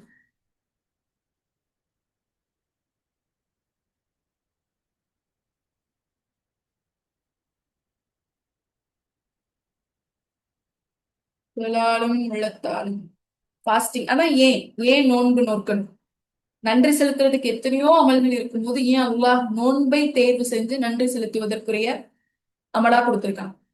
தக்குவா பெற, இரையச்சமுடையவராக ஆக. தக்குவா. சரி, okay. மாஷா அல்லாஹ். ஒருத்தவங்க போட்டிருக்காங்க நோன்பு அல்லாஹுவிற்குரியது. அல்லாஹுவிற்குரியது. ஏன் அல்லாஹ் நோன்பின் மூலமா நன்றி செலுத்த சொல்றான் அப்படின்னா, நோன்புக்கு அல்லாஹ் நிறைய மகத்துவங்களை வச்சிருக்கான். அதுல ஒண்ணு என்ன அப்படின்னா, நோன்பு இறைவனுக்குரியது. நமக்கும் இறைவனுக்குமான ஒரு ரகசிய ஒப்பந்தம். அல்லாஹ்க்கும் நமக்குமான ஒரு சீக்ரெட்டான ஒப்பந்தம் இது. ஏன்னா அல்லாஹ் சொல்லும் போது சொல்றான், ஆதமுடைய மகனுடைய ஆதமுடைய மகனுடைய எல்லா அமல்களுக்குரிய கூலியும் நான் கொடுக்கிறேன். ஆனா நோன்பு யாருக்குரியது? எனக்குரியது. அதற்கு நானே கூலி கொடுக்கின்றேன் அல்லாஹ் சொல்றான். அல்லாஹ் கிட்ட இருந்து எப்ப அந்த கூலியை நம்ம வாங்கிக்குவோம்? மறுமையில அவனை சந்திக்கும் போது, நம்ம காத்திருந்து நம்மளுடைய விசாரணை நேரம் வந்து அல்லாஹுவை நம்ம சந்திக்கும் போது, நம்மளுடைய ஏடுகள் சரிபார்க்கும் போது, அப்போ அல்லாஹ் நம்மள நேருக்கு நேர் சந்திக்கும் போது நம்ம நோன்பு வச்சதுக்கான கூலியை கொடுக்குறேன்னு சொல்றோம். இது ஒரு ரகசிய ஒப்பந்தமா அல்லாஹ் இதை அவனுக்கும் நமக்குமான ஒரு கூலியா வச்சிருக்கு. ஏன்னா மித்த எல்லா இபாதத்கள்லையும் புகழும் புகழ்ச்சியும் இந்த உலகத்துக்காகவும் செய்யக்கூடிய வாய்ப்புகள் இருக்கு. ஒரு சதக்கா மத்தவங்க புகழணுங்கிறதுக்காக செய்யலாம். ஒரு தொழுகை ஒரு தொழுகையாலும் காட்டுறதுக்காக எல்லாரும் முன்னாடியும் தொழுகலாம். ஆனா நோன்பு, யோசிச்சு பாருங்க. நான் அந்த பக்கம் போய் தண்ணி குடிச்சிட்டு வந்து நான் நோன்புன்னு சொன்னா கூட நம்புவாங்க. ஆனா ஒரு நோன்பாளி அப்படி செய்ய மாட்டார். தனிமையில இருந்தா கூட யாருக்கு அஞ்சுவோம் நம்ம? அல்லாவுக்கு அஞ்சி உணவோ குடிநீரோ எந்த பக்கமும் நம்ம நெருங்க மாட்டோம். அல்லாஹ் ஹலாலாக்கிய எல்லா உணவையும் ஒரு குறிப்பிட்ட நேரத்துக்கு ஹராமாக்கி அதுல விட்டு விலகி இருக்கும். அப்ப இதுல முழுக்க முழுக்க யாருக்கு அஞ்சுறோம்? அல்லாஹுக்கு அஞ்சுரும். அப்ப நோன்பு முழுமையா இறையச்சத்துடைய வெளிப்பாடா இருக்கிறதுனால அல்லாஹ் நோன்பை கொண்டு நம்மளை நன்றி செலுத்த சொல்றான். இன்னும் ஏன் அல்லாஹ் நோன்பை பிரத்யேகமா நன்றி செலுத்துறதுக்குரிய அமலா ரமலானுடைய மாசத்துல சொல்றான் அப்படின்னா, இது நமக்கும் அல்லாவுக்குமான ஒரு ரகசிய ஒப்பந்தமா இருக்கு. அல்லாஹ்வை சந்திக்கும் போது அதுக்கான கூலியை நம்ம வாங்கிக்க போறோம். அதனாலதான் நபி ஸல்லல்லாஹு அலைஹி வஸல்லம் சொன்னாங்க, ஒரு நோன்பாளிக்கு இரண்டு மகிழ்ச்சி இருக்கு. என்னென்ன மகிழ்ச்சி? நோன்பாளிக்கு இரண்டு மகிழ்ச்சி இருக்கு. எது? ஒண்ணு, அவர் நோன்பை துறக்கும் போது ஏற்படக்கூடிய மகிழ்ச்சி. இரண்டாவது, நாளை மறுமையில் அவர் அல்லாஹுவை சந்திக்கும் போது ஏற்படும் மகிழ்ச்சி. சுபஹானல்லாஹ். அல்லாஹுவை பார்க்கும் போது ஏற்படும் மகிழ்ச்சி. நாளைக்கு மறுமையில நம்ம இத்தனை ஆண்டு காலம் நோன்பு நோட்டுறதுக்காக அல்லாஹுவை சந்திக்கும் போது, ஆனந்தமா அல்லாஹுவை நம்ம சந்திக்கும் போது அல்லாஹ் அதுக்கான கூலியை நம்ம கிட்ட கொடுக்கிறதா வாக்கு. அப்போ நோன்பை ஏன் நன்றி செலுத்துவதற்குரிய அமலா அல்லாஹ் தேர்வு செஞ்சானா, அது முழுக்க முழுக்க இரையச்சம் சார்ந்து, அது நம்மளுடைய ஈமான அதிகரிக்கக்கூடியது. அல்லாஹ் குர்ஆன்ல சொல்லும் போது சொல்றான்ல, லஅல்லக்கும் தத்தக்கும், நீங்கள் இரையச்சம் உடையவர்களாக மாறலாம் நீங்க நோன்பு வச்சீங்க அப்படின்னு. என்னைக்காவது உணர்ந்திருக்கிறீங்களா? நோன்பு வச்சு இரையச்சம் வந்திருக்கா? வந்திருக்கா இரையச்சம்? மத்த நாட்கள்ல நம்ம ஏதாவது பொய் பேசுவோம், புறம் பேசுவோம். ஆனா நோன்பு மாசத்துல ஒரு பொய் பேசிட்டா அப்படி மனசு நமக்கு பதறும், பயமா இருக்கும். எல்லாம் போய் நோன்பு வச்சுட்டு பொய் பேசிட்டோமே, நோன்பு வச்சுட்டு புறம் பேசிட்டோமே, உடனே அல்லாட்ட மன்னிப்பு கேட்கும். அப்ப இரையச்சம் வருது தானே? நோன்புக்குன்னு உள்ள தன்மை அல்லாஹ் மேல உள்ள அச்சத்தை அதிகப்படுத்தும். எப்படி தண்ணீருக்கு ஒரு தன்மை இருக்கு, நம்ம தண்ணி குடிக்கும் போது அது நமக்கு நிதானத்தை ஏற்படுது, நம்மளுக்கு ரிலாக்ஸேஷனை கொடுக்குதோ, எப்படி நெருப்ப பார்க்கும் போதே நமக்கு அது ஒரு பயத்தை கொடுக்குதோ, இதெல்லாம் அந்தந்த பொருள்களுக்குரிய இயல்பு. அதே போல நோம்புக்குரிய இயல்பு அல்லாஹ் என்ன சொல்றான்னா, அல்லாஹ் மேல உள்ள அச்சத்தை அது அப்படியே அதிகப்படுத்தும். அதனாலதான் உங்களுக்கு பாவம் செய்யக்கூடிய எண்ணங்கள் அதிகம் வருதா, நோன்பு வைங்கன்னு சொல்றாங்க. உங்களுடைய இச்சைகளை உங்களால கண்ட்ரோல் பண்ண முடியலையா, நோன்பு வைங்கன்னு சொல்றாங்க. ஏன்னா நோன்பு இயல்பாவே நமக்கு அல்லாஹ் மேல உள்ள அச்சத்தை அதிகப்படுத்தும். அதுக்கு அந்த தன்மை இருக்கு. மித்த நேரங்கள்ல யாராவது ஒருத்தர் சதக்கா கேட்டு வந்தா நம்ம ஈஸியா சொல்லிடுவோம், இன்னைக்கு இல்ல நாளைக்கு வாங்க அப்படின்னு. நோன்பு நேரத்துல யாராவது நம்ம கிட்ட சதக்கா கேட்டு வந்தா அப்படி சொல்லி அனுப்புவோமா? அவங்களை ஒரு 10 நிமிஷமாவது வெயிட் பண்ண வச்சு தேடி எடுத்து அவங்களுக்கு கொடுத்துருவோம். ஏன்னா நம்ம பயப்படுவோம், நோன்பு நேரத்துல வந்திருக்காங்க, எதுவும் கொடுக்காம எப்படி அனுப்புறது, அல்லாஹ் நம்மளை பாக்குறானே நம்ம பயப்படுவோம். நோன்பை அல்லாஹ் நன்றி செலுத்தக்கூடிய அமலா வச்சதுக்கு காரணம், இது நம்மளுடைய இரையச்சத்தை அதிகப்படுத்து. அல்லாவுக்கு நம்ம மத்த நாள்ல நம்ம பயந்து நெருங்குறதை விட நோன்பு நம்மள இன்னும் கொஞ்சம் புஷ் பண்ணுது. போ, இன்னும் போ, அல்லாவுக்கு அஞ்சு, இன்னும் அவன் கிட்ட கிட்ட போ அப்படிங்கிற ஒரு உந்துதலை நோன்பு நமக்கு கொடுக்குது. வேற எதுக்காக அல்லாஹ் இதை தேர்ந்தெடுத்தான்? நம்மை நரகத்தில் இருந்து காக்கும் கேடயமா நோன்பு இருக்கு. ஏன்னா ஒரு மனிதர் ரமலானுடைய மாதத்துல ஒரு நோன்பு வச்சா அல்லாஹ் அவருடைய முகத்தை 70 ஆண்டுகள் நரகத்தை விட்டு தூரமாக்குறாங்க. நரகத்துல இருந்து நம்மளை காக்கக்கூடிய கேடயமா எது இருக்கு? நோன்பு இருக்கு. இன்னும் அல்லாஹ் நோன்ப பிரத்யேகமா தேர்வு செஞ்சதுக்கு அதுல இன்னும் என்ன சிறப்பு வச்சிருக்கான் அப்படின்னா, நோன்பாளிகள் நாளைக்கு மறுமையில ரையான் அப்படிங்கிற வாசல் வழியா சொர்க்கத்துக்கு போறோம். நம்ம மறுமையில ஒன்று கூடி இருக்கும் போது, சொர்க்கத்துக்குள்ள போகிறதுக்கு அழைப்பு விடப்படும் போது, சொர்க்கத்துல இருக்கக்கூடிய அந்த காவலாளிகள் அழைப்பாங்கன்னா, நோன்பாளிகள் எல்லாம் யாருப்பா, நோன்பாளிகள் எல்லாம் எங்க இருக்கீங்க, வாங்க, ரையான் அப்படிங்கிற வாசல் வழியா நீங்க என்ன செய்யுங்க, சுவனத்துக்குள்ள போங்க அப்படின்னு சொல்லப்படுங்க. இதெல்லாம் அல்லாஹ் இந்த நோன்ப நன்றி செலுத்துறதுக்குரிய அமலா தேர்ந்தெடுத்தது மட்டும் இல்லாம அதுக்குள்ள உள்ள நன்மைகளா அல்லாஹ் நமக்கு சொல்லி காட்டு. இதெல்லாம் உங்களுடைய இறையச்சத்தை அதிகரிக்குது, உங்களுடைய பாவங்களை மன்னிக்கப்படுது. ஒவ்வொரு நாளும் ரமலானுடைய இரவுல அல்லாஹ் சில மனிதர்களை நரகத்திலிருந்து விடுதலை பண்றான்னா அவங்களுடைய பாவங்கள் மன்னிக்கப்படும். யார் ரமலான்ல நம்பிக்கையுடனும் நன்மையை எதிர்பார்த்தும் நோன்பு நோக்கிறார், வெறுமனே சாப்பிடாம இருக்கேன், நான் தண்ணி குடிக்காம இருக்கேன், எல்லாரும் செய்யறாங்க நானும் செய்யறேன், அப்படி இல்லை. ஒவ்வொரு நாளும் ஒரு எதிர்பார்ப்பு, ஒரு ஆசை, அப்படி எதிர்பார்ப்போட நோன்பு வைக்கக்கூடிய மனிதர்களுக்கு எல்லாம் என்ன செய்யறாங்க, முந்தைய பாவங்களை எல்லாம் மன்னிக்கிறான். இவ்வளோ அருட்கொடைகள் நிறைந்த ஒரு மாதம் தான் இன்ஷா அல்லாஹ் நம்ம இன்னும் கொஞ்ச நாள்ல உள்ள நுழைய போற ஒரு மாதமா இருக்கு. இன்னும் கொஞ்ச நாள்ல அதுக்குள்ள நம்ம போயிடும். அல்லாஹுடைய அன்பளிப்பு உள்ள மாதம். அல்லாஹ் இத இன்னும் இன்னும் இன்னும் சிறப்புகளால் அதை அலங்கரிச்சு வச்சிருக்க அன்பளிப்பான மாதம் ரமலான். நோன்பு வைக்க சொல்லி அதுக்குன்னு இன்னும் அல்லாஹ் அதிகமான அமல்களை கொடுத்திருக்க மாதம் ரமலான். இந்த மாதத்துக்குள்ள நம்ம உள்ள நுழைய போறோம் இன்ஷா அல்லாஹ். இன்னும் 2 வாரத்துல நோன்பு வரப்போகுது. அதுக்காக நம்ம தயாரா இருக்கோமா? தயாரா இருக்கோமா? ஒரு முக்கியமான ஒரு விருந்தினர் நம்ம வீட்டுக்கு வராங்க அப்படின்னா அவங்களுக்காக நம்ம எப்படி தயாரா இருக்கும், எவ்வளவு முன்னதாவே நம்ம ப்ரிப்பேர்டா இருக்கும். அவங்க போன் பண்ணி சொன்ன உடனே, அவங்க அடிக்கடிலாம் அவங்கள பார்க்க முடியாது, அவங்க எப்பயாவது தான் வருவாங்க, வருடத்துக்கு ஒரு முறை தான் அவங்கள பார்க்க முடியும் அப்படின்னா அந்த விருந்தினர் வர்றதுக்காக நம்ம எப்படி தயாராகும்? அவங்க வீட்டு வாசல்ல வந்து நிக்கும் போதுதான் நம்ம போய் சமைப்போமா? அவங்க வீட்டுல வந்து நிக்கும் போதுதான் நம்ம வீட்டை சுத்தப்படுத்துவோமா? இல்ல, அதுக்கு முன்னாடியே நம்ம சுத்தப்படுத்த ஆரம்பிச்சிருவோம். அவங்கள வரவேற்கிறதுக்கு நம்ம தயாரா இருப்போம். அவங்க அந்த தகவலை நமக்கு தெரிஞ்ச நாள்ல இருந்து அவங்கள வரவேற்க நம்ம தயாரா இருப்போம். இத்தனாம் தேதி இவங்க வந்துருவாங்க, இப்ப இவங்க வந்துருவாங்க, நம்ம என்னென்ன செய்யணும், அவங்களுக்கு இதெல்லாம் சமைச்சு கொடுக்கணும், அவங்களை இந்தந்த இடங்களுக்கெல்லாம் நம்ம கூட்டிட்டு போகணும், எவ்வளவு பிளான் போட்டு வச்சிருப்போம். மனிதர்களுக்கே இவ்வளவு முயற்சிகள் நம்ம செய்யறோம். எல்லாருடைய அன்பளிப்பு வரப்போகுது, 2ஆம் அன்பளிப்பு. பொக்கிஷங்களை சுமந்துட்டு இருக்கக்கூடிய இந்த அன்பளிப்பு, அல்லாஹுடைய அன்பையும் அருளையும் அவனுடைய மன்னிப்பையும் பாகுபாடின்றி இந்த உலகத்துல உள்ள எல்லா மனிதருக்கும் பங்கிட்டு கொடுக்கறதுக்காக ரமலான் வர அப்படியே இன்னும் கொஞ்ச நாள்ல வரப்போது, வர தயாரா இருக்கு. இதுக்காக நம்ம தயாரா? இவ்வளவு அன்பளிப்பை வாங்குறதுக்கும் இந்த ரஹ்மத்துகளை வாங்குறதுக்கும் நம்ம தயாரா இருக்கோமா? என்ன முயற்சி நம்ம செஞ்சுட்டு இருக்கோம் ரமலானை எதிர்நோக்குறதுக்காக? ஷேர் பண்ணுங்க, சாட்ல போடுங்க, என்ன செஞ்சுட்டு இருக்கோம், எப்படி தயாரா இருக்கும்? நோன்பு வரப்போகுது, அதுக்குள்ள இங்க போயிட்டு வந்துடணும். ரமலான் வரப்போகுது, அதுக்குள்ள இவங்களை கூப்பிட்டு விருந்து கொடுத்துடணும். ரமலான் வரப்போகுது, அதுக்குள்ள இந்த பொருள்கள் எல்லாம் வாங்கி வச்சிடணும். போன ரமலானுக்கு நான் இந்த ட்ரெஸ் போட்டேன், அந்த ரமலானுக்கு நான் வேற போட போறேன். இப்படி எவ்வளோ தயாரிப்புகள் இருக்கு. இந்த மாதிரி உலகம் சார்ந்து நோன்பை எதிர்கொள்றதுக்கு எவ்வளவு நம்ம மனசுல தயாரிப்புகளும் எண்ணங்களும் ஓடிட்டே இருக்கு. அது போல இந்த மாதத்தை வீட்டை சுத்தப்படுத்தி தயாராகணும், மனசை சுத்தப்படுத்தி தயாராகுமா? தயாராகுமா?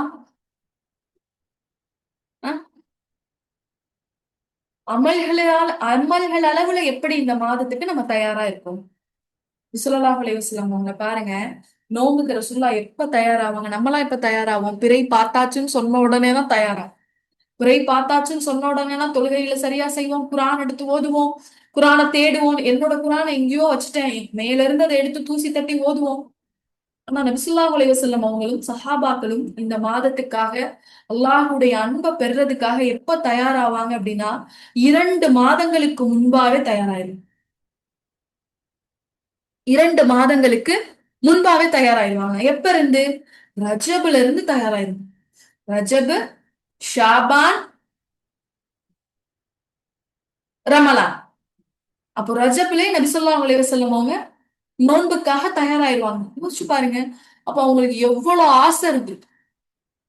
நம்ம ஒரு பொருளுக்கு ரொம்ப ஆசைப்பட்டோம்னாதான் அது வர்றதுக்கு முன்னாடியே எக்ஸைட்மெண்ட் அதிகமா இருக்கும். அதுக்காக நம்ம அப்படியே ப்ரிப்பேரா இருப்போம். நபி ஸல்லல்லாஹு அலைஹி வஸல்லம் அவங்க நோன்பு மேல எவ்வளவு ஆசையும் எவ்வளவு எதிர்பார்ப்பும் வச்சிருந்திருப்பாங்க. நபி ஸல்லல்லாஹு அலைஹி வஸல்லம் அவங்களுடைய காலத்துல வாழ்ந்த அந்த சஹாபாக்கள் நோன்பு மேல எவ்வளவு ஆசை இருக்கும்.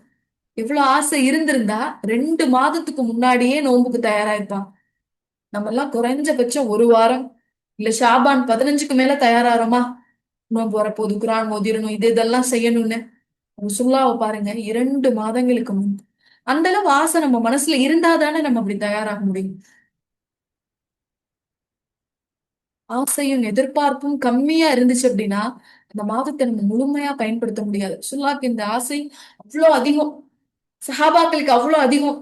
2 மாதத்துக்கு முன்பே தயாராயிட்டாங்க. அறிஞர்கள் சொல்றாங்க, ரஜப்ல நீங்க விதைங்க, ஷாபான்ல அதை நீங்க பராமரிச்சு நீர் ஊற்றி வளங்க, ரமலான்ல அறுவடை மட்டும் செய்யுங்க. ரஜப்லயே ரமலானுக்கான திட்டமிடுதல். அந்த அமல்களை கொஞ்சம் கொஞ்சமா ஷாபான்ல பிராக்டிஸ் பண்ணுங்க. நோம்புல அதை கண்டினியூஸா விடாம செஞ்சு அதுக்கான நன்மைகளை மட்டும் நீங்க பெற்றுக்கோங்கன்னு அறிஞர்கள் சொன்னாங்க. நம்மளுடைய தயாரிப்புல நம்ம ரொம்ப பலகீனமா இருக்கும். ரொம்ப கீழ் நிலையில இருக்கு. ரொம்ப ரமலான் வர்றதுக்கு ஓரிரு நாட்கள், ஒரு வாரத்துக்கு முன்னாடிதான் நம்ம அதுக்காக தயாராவே ஆகும். பாருங்க, இஸ்லாம் இந்த நோன்புக்காக, இந்த ரமலானுக்காக நம்மளை எப்படியெல்லாம் தயாராக சொல்லுதுன்னு பாருங்க. முதலாவது, அதை வரவேற்க தயாராக சொல்லு. ரமலான நீங்க என்ன செய்யுங்க? வரவேற்க தயாராகுங்க.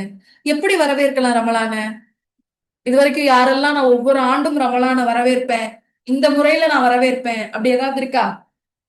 ரமலான எப்படி வரவேற்பது?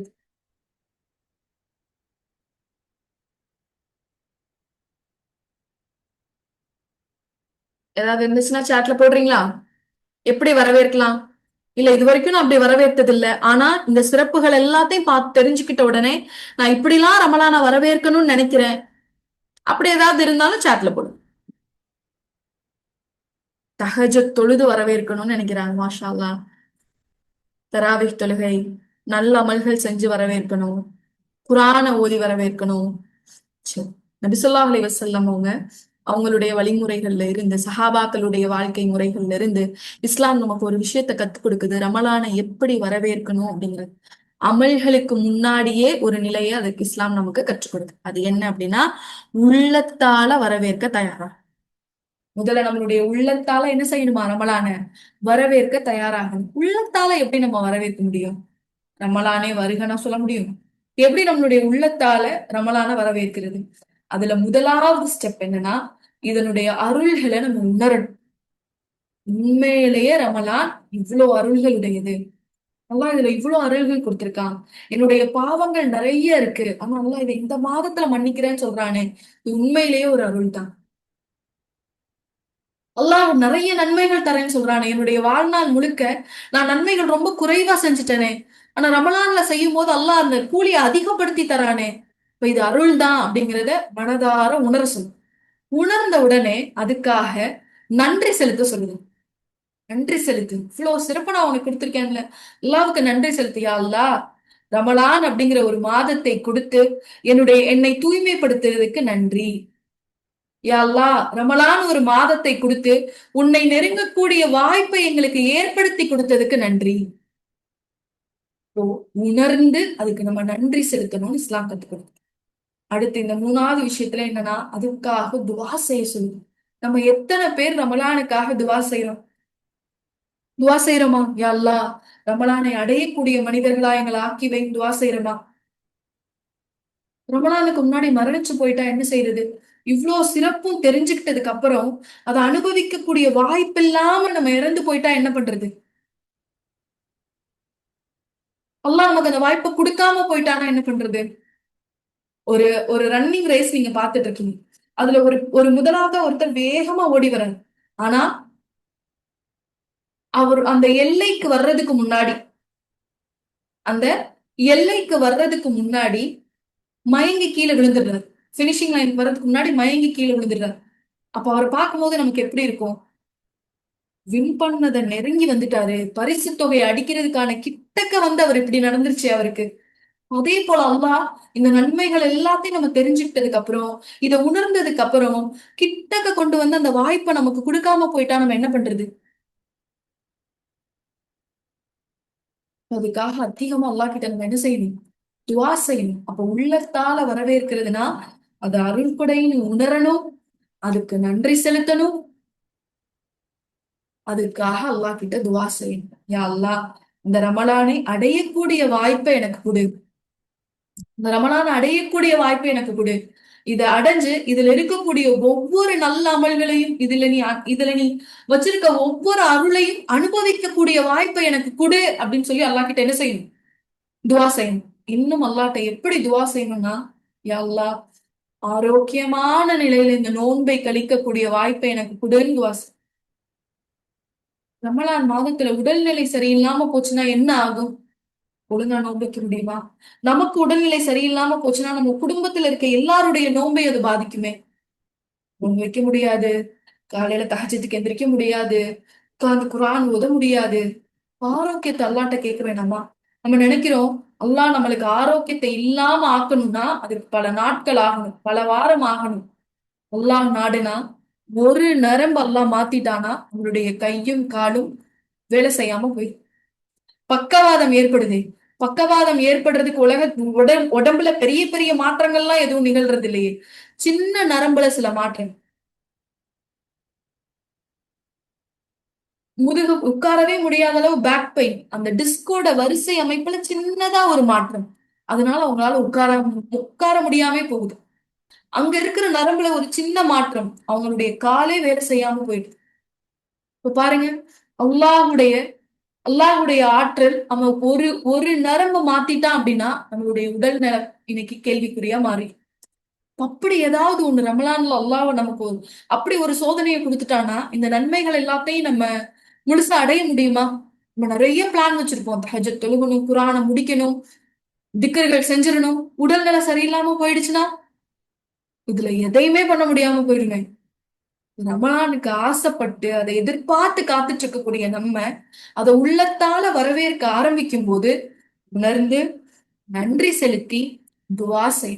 யா அல்லாஹ், ரமலானுக்கு முன் மரணிக்கக்கூடிய மனிதனா நான் ஆக்கிறேன். ரமலான அடையக்கூடிய வாய்ப்பை எனக்கு கொடு. ரமலான் முழுவதும் ஆரோக்கியமாக அமல் செய்யக்கூடிய வாய்ப்பை எனக்கு ஏற்படுத்தி கொடுன்னு முன்னிருந்தே துவா செய்யும். இன்ஷா அல்லாஹ் துவா செய்வோமா? இன்னையில இருந்து ஒவ்வொரு நேர தொழுகையிலையும் இந்த துவாவை செய்யலாமா? இன்ஷா அல்லாஹ். யா அல்லாஹ், ரமலானை அடையக்கூடிய அதுல ஆரோக்கியமான முறையில அமல் செய்யக்கூடிய வாய்ப்பை எனக்கும் என்னுடைய குடும்பத்தாருக்கும் ஏற்படுத்தி கொடு அப்படிங்கிற பிரார்த்தனையை செஞ்சுட்டே இருக்கு. அடுத்த அடுத்ததா எப்படி நம்ம ரமலானுக்கு மனதளவுல இன்னும் தயாராகிறது அப்படின்னா, மனதுல ஒரு உறுதி எடுத்துக்கணும். ஒரு பிளட்ஜ், ஒரு உறுதிமொழி எடுத்துக்கணும். ஒரு வைராக்கியமா இருக்கணும். இந்த மாதத்துல இவ்வளவு சிறப்பு இருக்கு, இது எல்லாத்தையும் நான் அடைஞ்சே தீருவேன், இது எல்லாத்தையும் நான் செய்ய போறேன் அப்படிங்கிற உறுதிமொழி எடுக்கு. பெண்கள் சில விஷயங்களை தீர்மானம் பண்ணிட்டா அதுல அவ்வளவு ஸ்ட்ராங்கா இருப்பாங்க. உதாரணத்துக்கு நம்ம உடல் இடையெல்லாம் குறைக்கணும், ஒல்லி ஆகணும்னு நம்ம ரொம்ப கான்சியஸா பிக்ஸ் பண்ணிட்டோம்னு வச்சுக்கோங்களேன், யார் என்ன சொன்னாலும் சாப்பிட மாட்டோம். யார் என்ன சொன்னாலும் என்ன பண்ண மாட்டோம்? எந்த ஒரு சாக்லேட்டோ இல்ல கடையில வாங்கின பொருள்களோ சாப்பிட மாட்டோம். ஏன்னா அதை நம்ம உறுதியா இருக்கு. பிள்ளைகளை படிப்பு விஷயத்துல நம்ம ஒரு முடிவு பண்ணிட்டா அவங்களை உட்கார வச்சிருவோம். நீ படிச்சாதான் இது முடிஞ்சாதான். இன்னும் சில பேரு டிவி பாக்குறதுலாம் இப்படி உறுதியா இருப்பாங்க. இந்த நாடகம் முடிஞ்சாதான் சாப்பாடு செய்யும், இதுதான் என்னுடைய ரொட்டீன். இப்படி சில வைராக்கியங்கள் நம்மளுடைய மனதுல இருக்கும்ல. அது போல ஒரு வைராக்கியம் ரமலான்ல நம்ம எடுத்துக்கணும். எல்லாரும் உறுதி எடுத்துக்கலாமா? எப்ப எடுக்கலாம்? ரமலான் ஆரம்பிக்கும் போது எடுப்போமா, இல்ல அதுக்கு முன்னாடியே அதை எடுத்துருவோமா? இன்ஷா அல்லாஹ் இன்னைக்கே நம்ம ஒரு முடிவு பண்ணணும். இவ்வளவு சிறப்பு அல்லாஹ் சொல்றானே, இது எல்லாத்தையும் நான் பெற்றுக்கணும். இது எல்லாத்தையும் செய்யக்கூடிய வாய்ப்புகளை எனக்கு நானே அல்லாஹும் அதுக்கு ஏற்படுத்தணும். எனக்கு நானே அந்த வாய்ப்புகளை ஷெட்யூல் பண்ணி இது செய்யணும், இப்படி இப்படி செய்யணும் அப்படின்னு என்ன செய்யணும்? மனசுல இந்த நிமிடமே உறுதிமொழி ஏற்கக்கூடியவங்களா.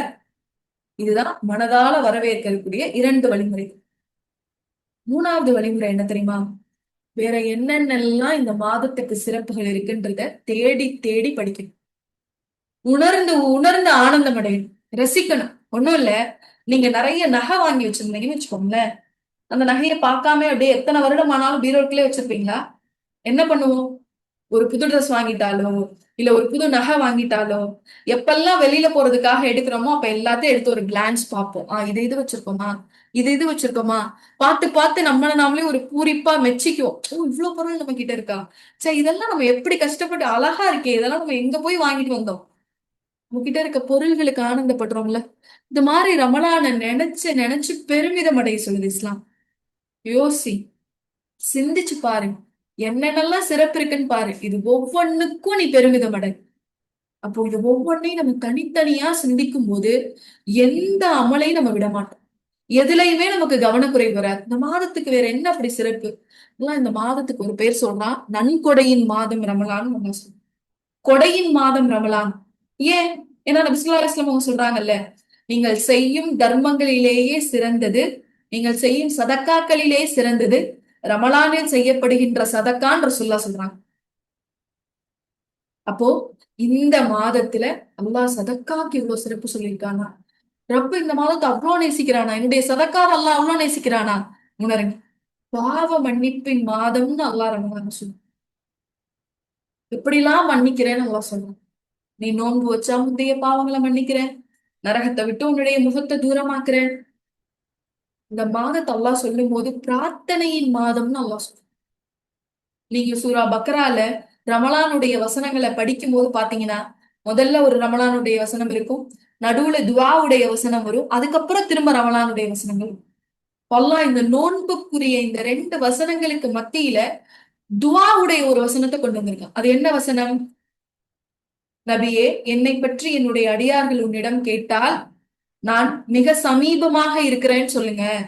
அவர்கள் அழைத்தால் அதுக்கு பதில் அளிக்கிறேன்னு சொல்லுங்க. அவங்களுடைய தேவைகளை என்கிட்ட கேட்டா அதை நான் நிறைவேற்றி கொடுக்கிறேன்னு சொல்லுங்கன்னு அல்லாஹ் சொல்லக்கூடிய குர்ஆன் வசனம் அது. அதையே அல்லாஹ் ரமலானுக்கு நடுவுல அந்த வசனத்தை சொல்றான்.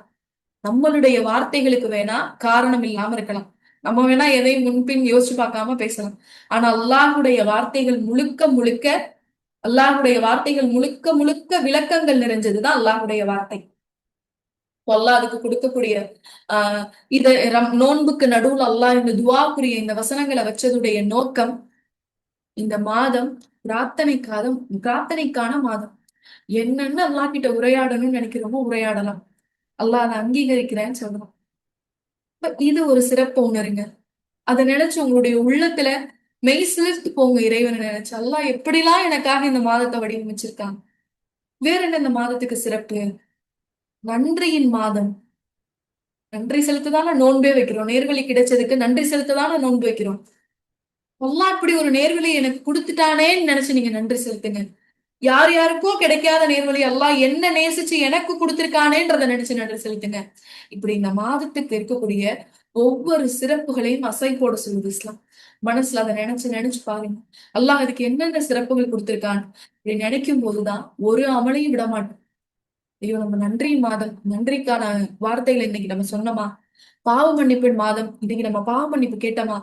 இதெல்லாம் உணரலைன்னா எப்படி இருக்கும்? முதல் பத்துல ஒரு நாள் அழுது துவா செஞ்சு மன்னிப்பு கேட்போம். அப்புறம் 2வது பத்துல ஒரு நாள் அழுது துவா செஞ்சு மன்னிப்பு கேட்போம். அடுத்து 3வது பத்துல ஒரு நாள் செய்வோம். தினசரி கேட்போமானா கேட்க மாட்டோம். சோம்பல் வந்துருவோம், அசால்ட் வந்துருவோம், கவனக்குறைவு வந்துருவோம்.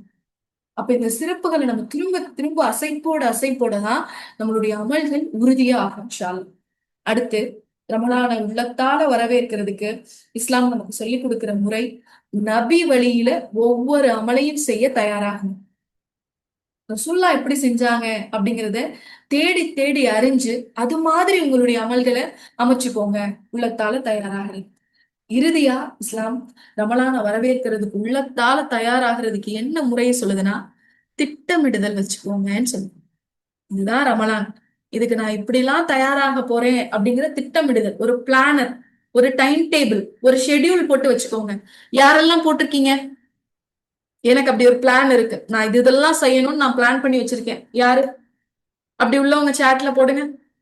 நிறைய பேர் முன்னமே போட்டாங்க, தஹஜ்ஜத் தொழுகணும், குர்ஆன் ஓதணும்னு. வேற யாருக்கு வேற என்ன பிளான் இருக்கு? எழுதி வைக்காட்டியும் கூட ஒரு சிலர் அதை நோட் டவுன் பண்ணி எல்லாம் வச்சிருக்காங்க. மனதுல அதுக்கான பிளான் இருந்தா கூட ஓகே தான். நான் இதெல்லாம் நினைச்சிருக்கேன், இந்த ரமலானை நான் இப்படி பயன்படுத்தணும்னு முடிவு பண்ணிருக்கேன். இருக்கா? பிளானர் இருக்கா? இன்ஷா அல்லாஹ் இனிமே பிளான் பண்ணணுங்கிறீங்க. ஓகே, அல்ஹம்துலில்லாஹ். இது வரைக்கும் அப்படி ஏதாவது செயல் திட்டம் வச்சிருந்திருக்கீங்களா? ஹிப்ஸ் பண்ணணும். மாஷா அல்லாஹ். ஏதாவது ஒண்ண மனனம் பண்ணணும்ன்ற ஒரு பிளான் இருக்கு ரமலான்ல. அல்ஹம்துலில்லாஹ். சூறாக்கள் எடுத்து மனனம் பண்ணுங்க. இதுவரைக்கும் தெரியாத சூறாக்கள மனனம் பண்ணலாம். வேற யாருக்கு வேற என்னென்ன செயல் திட்டங்கள் இருக்கு? எதுவுமே இல்லன்னா, இன்ஷா அல்லாஹ் ஏதாவது ஒரு செயல் திட்டத்த உருவாக்கிக்கோங்க. ஏன் செயல் திட்டம் அவசியம்? பிளான் அவசியமா? ஏன் அவசியம் அப்படிங்கறத சொல்றேன் பாருங்க. பிக்சர்ல என்ன தெரியுது? மழை பெய்யுதா? ஒரு உதாரணம். ஒரு ஊர்ல ரொம்ப நாளா மழையே பெய்யாம இருந்துச்சு. ரொம்ப நாளா மழை பெய்யாம சரியான பஞ்சமா இருந்து கேக்குதுல்ல பேசுறது? ஓகே. ஸ்பெசிபிக்கான சூறாவுக்கு தப்சீர் கத்துக்கணும்னு ஆசைப்படுறாங்க. ஓகே, அல்ஹம்துலில்லாஹ். ஒரு ஊர்ல ரொம்ப நாள் மழை பெய்யாம இருந்துச்சு. திடீர்னு பார்த்தா அந்த ஊருடைய கவர்மெண்ட் வானிலை அறிக்கை ஒண்ணு கொடுக்குது. இன்னும் ஒரு வாரத்துல கடுமையான மழை பெய்யும், நல்ல மழை பெய்யும். உங்களுக்கு தேவையான நீர்களை நீங்க அதுல இருந்து சேமிச்சுக்கோங்க. ரொம்பனா வெள்ளம் வர்ற அளவு மழை இல்ல, அதிகமான மழைப்பொழிவு இருக்கும், தொடர்ந்து மழைப்பொழிவு இருக்கும். உங்களுக்கு தண்ணீர் வேணும்னா அதை நீங்க சேமிச்சு வச்சுக்கோங்க அப்படிங்கிற ஒரு அறிவிப்பை கொடுக்குது. அப்போ உடனே என்ன பண்றாங்க அந்த ஊர்ல இருக்க சிலரு, அவங்க வீட்டுக்கு முன்னாடி மட்டும் ஒரு சின்னதா ஒரு குழி தோண்டி வச்சுட்டாங்க. ஒருத்தர் என்ன பண்ணாங்க, ஒரு குட்டம், ஒரு குட்டை அல்லது குள அளவுக்கு தண்ணி தோண்டி அதை சரி பண்ணி வச்சிருக்காங்க. ஒரு கூட்டம் என்ன பண்ணுது, ஒழுங்கா பராமரிக்கப்படாம இருந்த ஏரியை நல்லா தூர் வாரி அந்த ஏரியை கிளீனா வச்சிருச்சு. ஒரு சிலர் என்ன பண்ணாங்க, எதுவுமே பண்ணாம பேசாம இருந்தாங்க. இப்ப மழை பெஞ்சு முடிஞ்சிருச்சு. எல்லாத்துக்கும் ஒரே அளவு தண்ணீர் கிடைச்சிருக்குமா?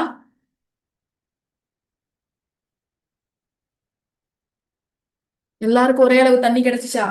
மழை பெஞ்சதுல மழை ஒண்ணுதான், ஒரே மழை தான், எல்லாத்துக்கும் ஒரே மாதிரிதான் பெஞ்சுச்சு. ஆனா எல்லாருக்கும் ஒரே அளவு நீர் கிடைச்சிருக்குமான்னு கேட்டா என்னல, கிடைக்கல. ஏன்? ஏன் கிடைக்கல? ஏன் ஒரே அளவு நீர் கிடைக்கல?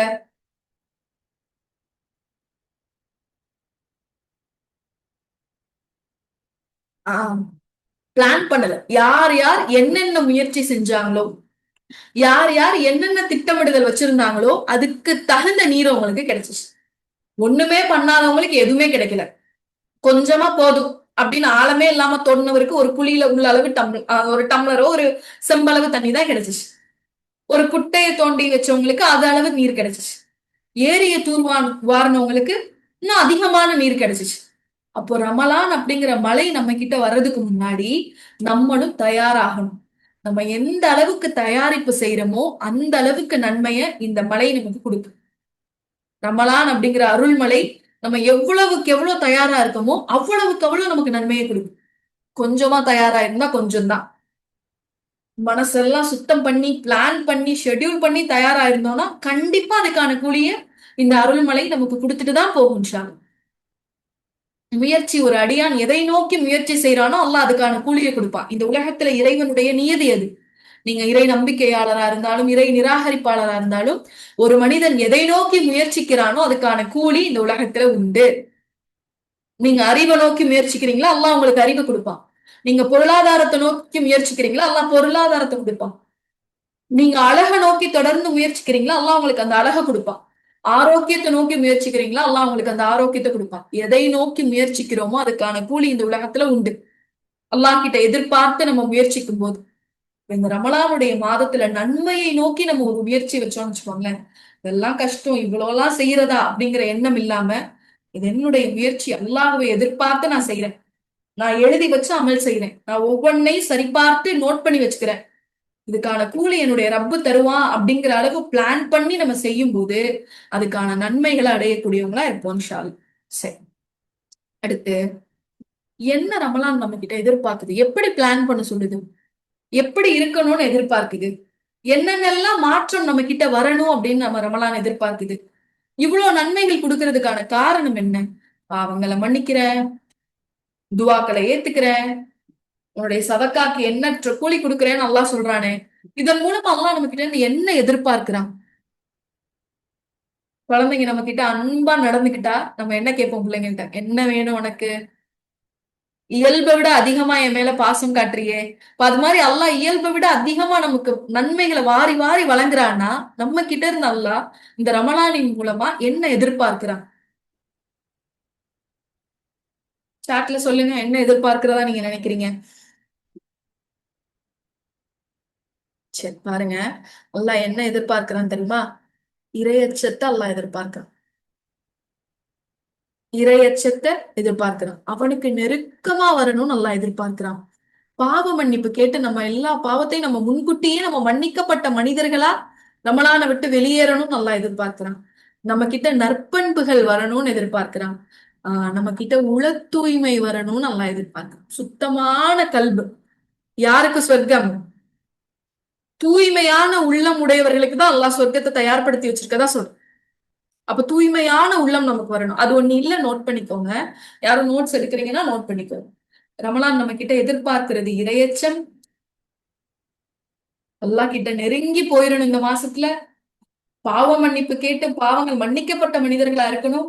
நிறைய நற்பண்புகள் செய்யக்கூடிய அடியார்களா இருக்கணும். உள்ளம் தூய்மையான மனிதர்களா இருக்கணும். சௌம் அப்படிங்கிற வார்த்தைக்கு தான் தமிழ்ல நோன்பு அப்படின்னு அர்த்தம். சௌம் அதுக்கு என்ன அர்த்தம்? அதனுடைய வார்த்தையுடைய டைரக்ட் மீனிங் என்ன அப்படின்னா விலகி இருத்தல்.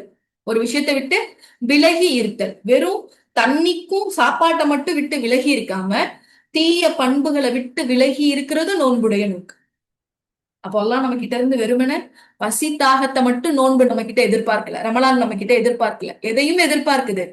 இரையச்சம், இறை நெருக்கம், பாவ மன்னிப்பு, நற்பண்புகள், உள தூய்மை அப்படின்னு ஒரு 5 விஷயத்த ரமலான் நம்ம கிட்ட இருந்து எதிர்பார்க்குது.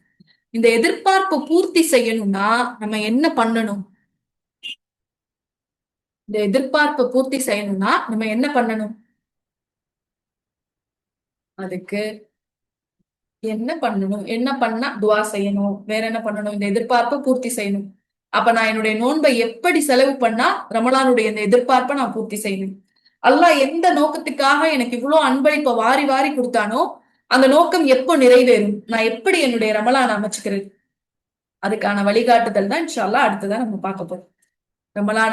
ரமலானுடைய மாண்புகளை தெரிஞ்சுக்கிட்டோம். ஏன் ரமலானுக்கு மட்டும் இவ்வளவு சிறப்பு? அந்த மாதத்துலதான் அல்லாஹ் நேர்வழியான குரானை இறக்குறனால இவ்வளவு சிறப்பு. நேர்வழி பெற்றுக்கிறதுக்கு நன்றி சொல்ற விதமா தான் நம்ம நோன்பு வைக்கிறோம்னு பார்த்தோம். நோன்பையும் அல்லாஹ் நன்றிக்குரிய அமலா தேர்ந்தெடுத்தானா அது முழுக்க முழுக்க இரையச்சம் சார்ந்தது. அது அல்லாவுக்கும் நமக்குமான ஒரு ரகசியமான ஒப்பந்தம். அவனை நேர்ல சந்திக்கும் போது நமக்கான கூலியை நம்ம வாங்கிக்க போறோம். நோன்புடைய மாண்புகள்ல இதெல்லாம் பார்த்தோம். அடுத்து என்ன பார்த்தோம்? அந்த நோன்புடைய மாண்புகளுக்கு நம்ம எப்படி தயாராகணும்னு பார்த்தோம். அதை வரவேற்கிறது எப்படிலாம் அதை வரவேற்கணும்னு பார்த்தோம். வரவேற்று முடிச்சதுக்கு அப்புறம் ரமலானுடைய நோக்கத்தை நிறைவேற்றுறதுக்காக நம்ம என்னென்ன அமல்கள் செஞ்சு ரமலான அலங்கரிக்கணும். ஒரு நிமிஷம்.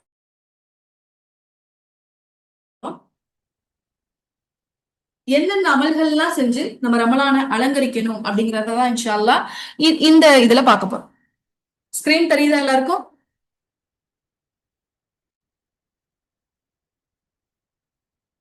Screen share ஆகுதுல?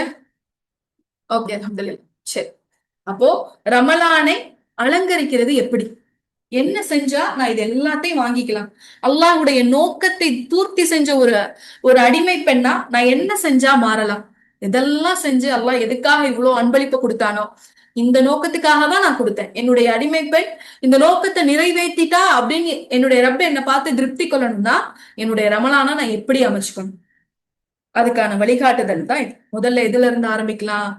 நோன்புல இருந்து ஆரம்பிக்கலாம் இன்ஷா அல்லாஹ். முதலாவதா என்ன அமல் செய்யணும்? நம்ம நோன்பு வைக்கணும்.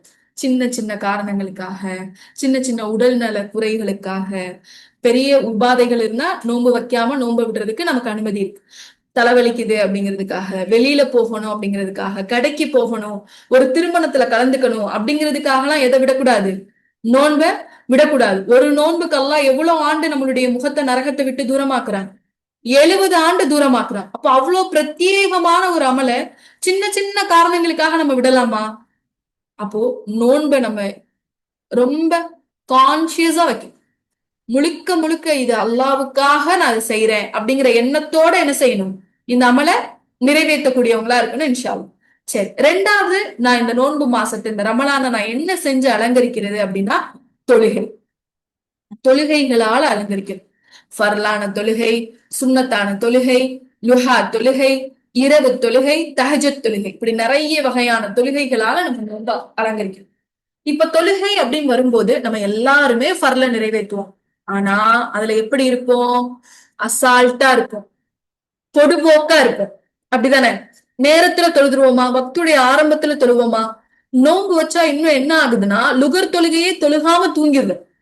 காலையில ஒரு 10 மணிக்கு படுத்தோம்னா அடுத்த அசருக்கு தான் எந்திரிக்கிறோம். லொஹரையே என்னவாக்கிடுறோம்? நோன்பு அப்படிங்கிற பேர்ல ஒரு நேர தொழுகையவே நிறைய பேர் தவற விட்டுறோம். அந்த தவற நம்ம செய்யக்கூடாது. தொழுகைய குறிப்பிட்ட நேரத்துல அதை பால்படுத்தாம வக்துல தொழுகக்கூடியவங்களா இருக்கு. இல்லங்க, நான் எப்பவுமே ஃபர்ல கரெக்டா தொழுதுருவேன். அப்ப அடுத்து நம்மளுடைய கவனம் எங்க போகணும்? சுன்னத்துகளுக்கு போகணும். சுன்னத்தை என்ன செய்யணும்? அதிகமா தொழுகணும். எந்த சுன்னத் தொழுகிறது? முன் சுன்னத், பின் சுன்னத், எல்லா ரக்காயத்துக்கும் எப்படி தொழுகிறது? ரசூலுல்லாஹ் நமக்கு அழகா ஒரு நபிமொழி சொல்றாங்கல்ல, யார் ஒருவர் ஒவ்வொரு நாளும் 12 ரக்காயத் சுன்னத் தொழுகிறாரோ அதற்காக அல்லாஹ் அவருக்கு சொர்க்கத்தில் ஒரு மாளிகையை ஏற்படுத்தி வச்சிருக்கான். ஒரு மாளிகையை அல்லாஹ் கட்டி எழுப்பி வச்சிருக்கான். அந்த மாளிகையை பெறுறதுக்கான சுண்ணத்தையாவது நம்ம ரமலான்ல இருந்து பயிற்சிக்கு கொண்டு வரணும். அது என்னென்ன? ஃபஜருடைய முன் சுன்னத் 2, லுஹருடைய முன் சுன்னத் 4, லுஹருடைய பின் சுன்னத் 2, மஹரிபுடைய பின் சுன்னத் 2, இஷாவுடைய பின் சுன்னத் 2. ஓகேவா? தெரியுதா உங்களுக்கு அந்த ஸ்கிரீன்ல இங்க இருக்கக்கூடிய விஷயம் இந்த ஹதீஸ்? அப்போ நோன்பை நான் முறையா செஞ்சு அலங்கரிக்கணும். ரெண்டாவது, தொழுகையை நான் கரெக்டா பின்பற்றி நோன்பு அலங்கரிக்கணும் அப்படிங்கிற உறுதிமொழியில இருக்கணும் இன்ஷா அல்லாஹ். ஃபர்லு மட்டும் போதும் அப்படின்றது இல்லாம சுன்னத்துகள்ல கவனம் செலுத்தணும். ஏன்? ரசூலுல்லாஹ் சொல்றாங்க, உங்களுடைய ஃபர்லில் ஏற்படும் குறைகளை, நம்மளுடைய எல்லாருடைய ஃபர்லும் பர்ஃபெக்டா இருக்கா? அல்லாஹ் பார்த்த உடனே ஓகேன்னு நன்மை கொடுத்துற அளவு நம்மளுடைய ஃபர்லு தொழுகைகள் இருக்கா? எவ்வளோ கவனக்குறைவா தொழுகிறோம். நம்ம ஃபர்லில ஏற்படக்கூடிய குறைகளை சுன்னத்து பூர்த்தி செய்யும் ரசூலுல்லாஹ் சொல்றாங்க. அப்போ ரமலான்ல சுண்ணத்துல கொஞ்சம் கவனம் செலுத்தணும். அதை நம்மளுடைய வாழ்நாள் முழுக்க பயிற்சி பண்ணக்கூடியவங்களா வரும். தொழுகையில நிக்கும் போது உள்ளட்சத்தோட தொழுகிறதுக்கான பிராக்டிஸ ரமலான்ல பண்ணணும். எப்படி உள்ளட்சத்தோட தொழுவீங்க? தக்பீர் கட்டி நிக்கும் போது உங்களுடைய மண்ணறைய நினைச்சு பாருங்க. நீங்க மரணிச்சுட்டதா கற்பனை பண்ணி பாருங்க. நீங்க மண்ணறையில இருக்கிறதா கற்பனை பண்ணி பாருங்க. வறுமையில அல்லாஹ் முன்னாடி கூனி குறுகி போய் நிக்கிறதா நினைச்சு பாருங்க. நம்மளுடைய ஏடு அல்லாஹ் முன்னாடி சமர்ப்பிக்கப்பட்டதா நினைச்சு பாருங்க. தொழுகையில உள்ளட்சம் தானா இயல்பா ஏற்படும். அப்போ தொழுகையில ஃபர்லு சுன்னத்து, ஃபர்லு சுன்னத்தை என்னால கரெக்டா பேண முடியுதா? லுஹா தொழுகைக்கு போகும். லுஹா தொழுகை அல்லாவுக்கு விருப்பமான ஒரு நஃபில் தொழுகை தானே. நம்மளுடைய ஒவ்வொரு மூட்டுக்கும் தர்மம் செய்யணும். ஆனா அந்த தர்மத்திற்கு பகரமா லுஹா போதுமானதுன்னு ரசூலுல்லாஹ் சொல்றாங்க. அப்போ ஃபர்லு, சுன்னத்து, நஃபில்ல லுஹா இதை நம்ம பயிற்சி பண்ணணும். இதை கஷ்டமா நினைக்க வேணும். இதுல எவ்வளவு முடியுதோ அவ்வளவு நம்ம பயிற்சி பண்ணணும். அதையும் உள்ளட்சத்தோட பிராக்டிஸ் பண்ணக்கூடியவங்களா இருக்கும். அடுத்ததா என்ன பண்ணலாம்? இரவு தொழுகை. இரவு தொழுகை எது? தராவிஹ் நீங்க தொழுகிறதும் இரவுதான், தஹஜத் நீங்க தொழுகிறதும் இரவுதான். தராவிஹ் முன் இரவு நேரத்துல தொழுகிறோம், தஹஜத் இரவுடைய கடைசி நேரத்துல தொழுகிறோம். ரெண்டுமே நீங்க தொழலாம். ஆனா தராவிஹ்ல குறை ஏற்பட்டா கூட எதை விட்டுறக்கூடாது? நீங்க தஹஜத்தை விட்டுறக்கூடாது. இரவு தொழுகை தராவிக் தொழுகையில முழுசா உங்களால பங்கேற்றுக்க முடியாட்டியும் ஒரு பகுதி, ஒரு 2 ரக்காயத்து, ஒரு 4 ரக்காயத்து தொழுதுட்டு கூட நீங்க என்ன செஞ்சிடலாம்? வீட்டுக்கு வந்து வெள்ளனமே தூங்கினாம தஹஜத்துடைய நேரத்துல எந்திரிச்சு தொழுக முடியும். அப்போ எதை மிஸ் பண்ணிடக்கூடாது? தஹஜத்தை மிஸ் பண்ணிடாம எந்திரிச்சு ஒவ்வொரு நாளும் தஹஜத்தை தொழுகும். தஹஜத்துடைய நேரத்துல என்ன நடக்குது? அல்லாஹ் சஹர் அப்படிங்கிற ஒரு நேரத்தை உருவாக்கி ரமலான்ல நமக்கு தஹஜத்தை எவ்வளவு இலகுவாக்கி இருக்கான். நிறைய பேருக்கு ஆசை இருக்கும் தஹஜத் தொழுகணும்னு. ஆனா என்ன செய்ய முடியாது?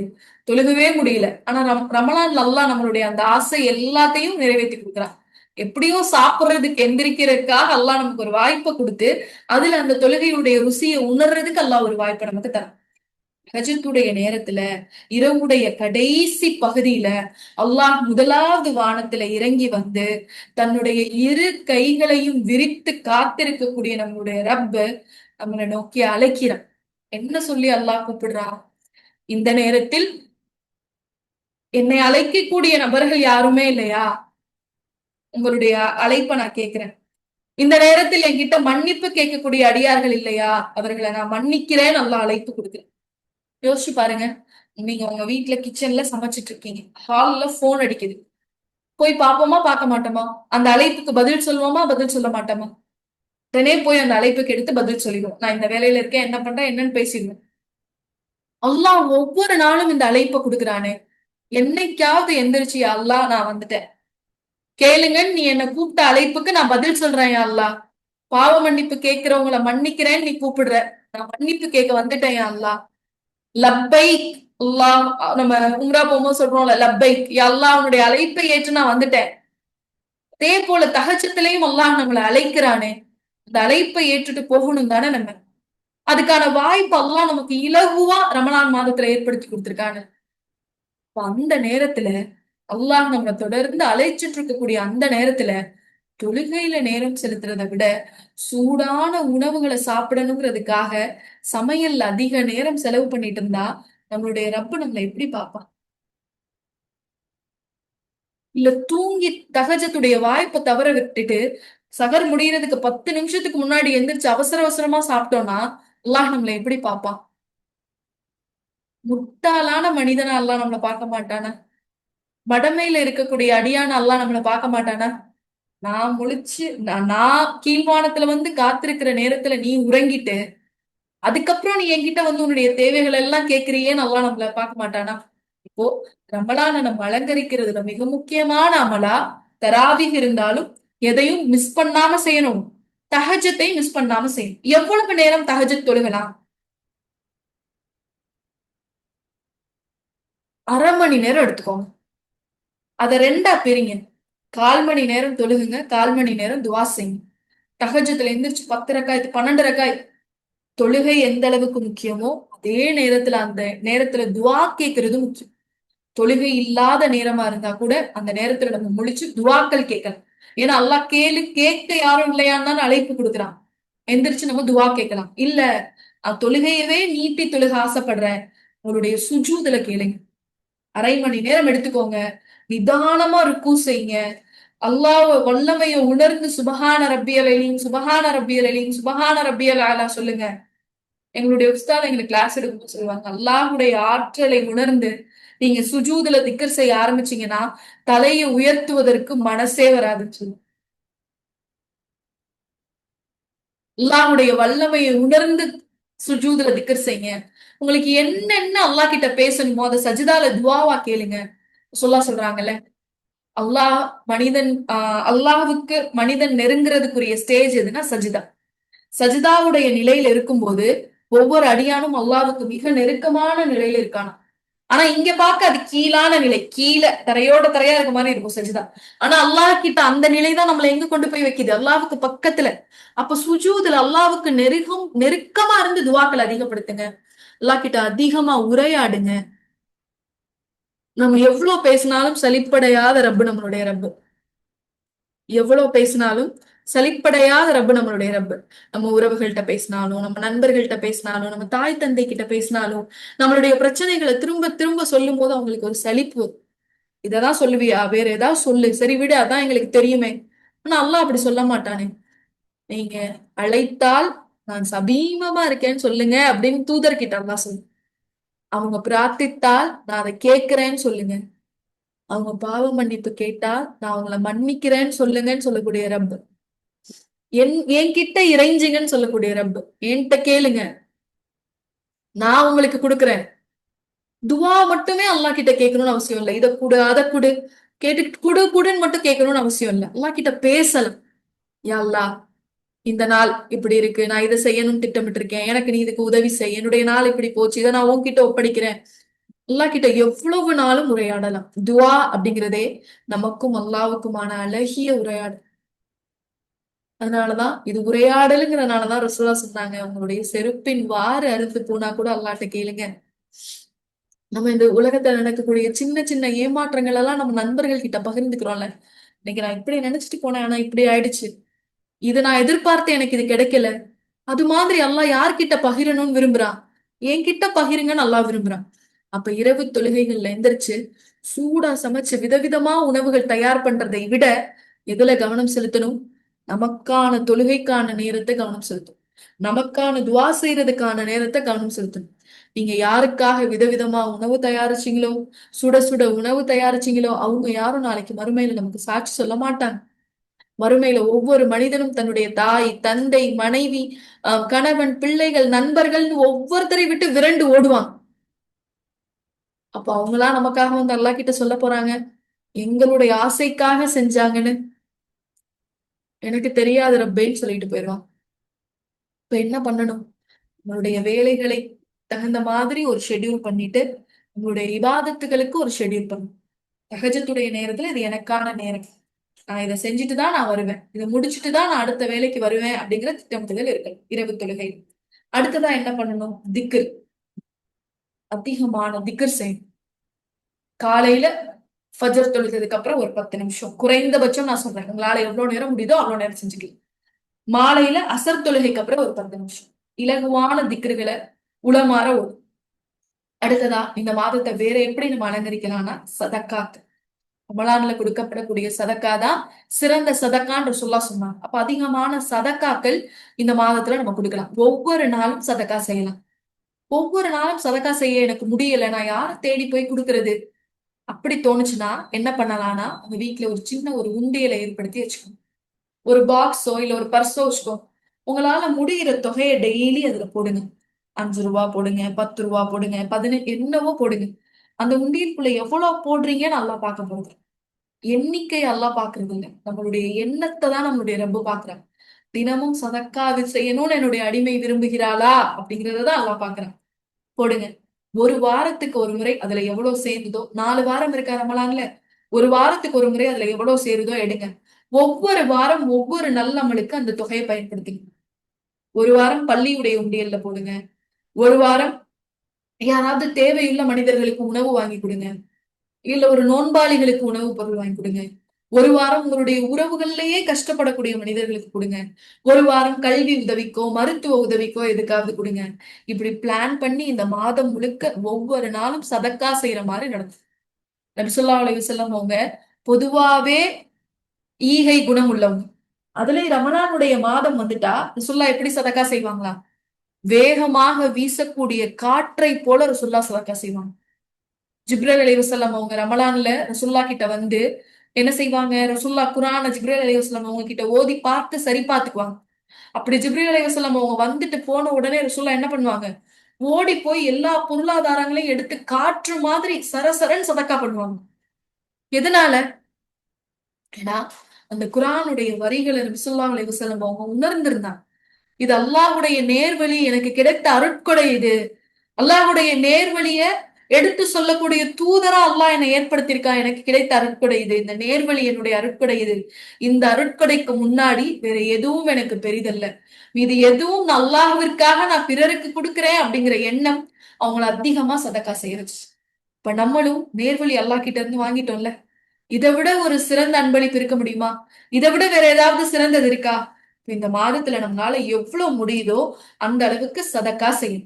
தொகைகள்ல பெருசா இருக்கணும்னு இல்லை. தினம் ஒரு பகுதி சதக்காக்குன்னு எடுத்து வைக்கிறேன் இன்ஷா அல்லாஹ். அடுத்ததா குர்ஆன் ஓதுவோம். இந்த மாதத்துல அதிகமா குர்ஆன் ஓதும். எல்லாரும் குர்ஆன் ஓதுவீங்களா இந்த மாதத்துல? இன்ஷா அல்லாஹ் இன்னும் ஒரு 20 மினிட்ஸ்ல முடிச்சிருவேன்.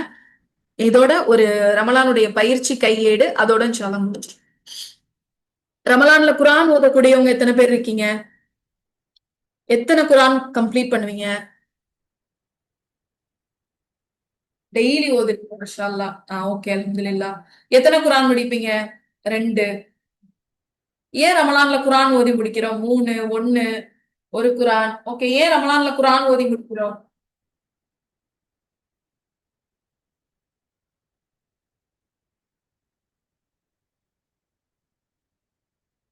ஏன் ரமலான்ல குர்ஆன் ஓதி முடிக்கிறோம்? என்ன நன்மை? அதிகமான ஒவ்வொரு வார்த்தைக்கும் நன்மை இருக்கு. ரமலான்ல ஓதுனா அதிகமான நன்மை. அதை ஏன் 1, 2ன்னு முடிக்கிறோம்? எதுல இருந்து இந்த வழிகாட்டுதலை நம்ம எடுத்தோம்?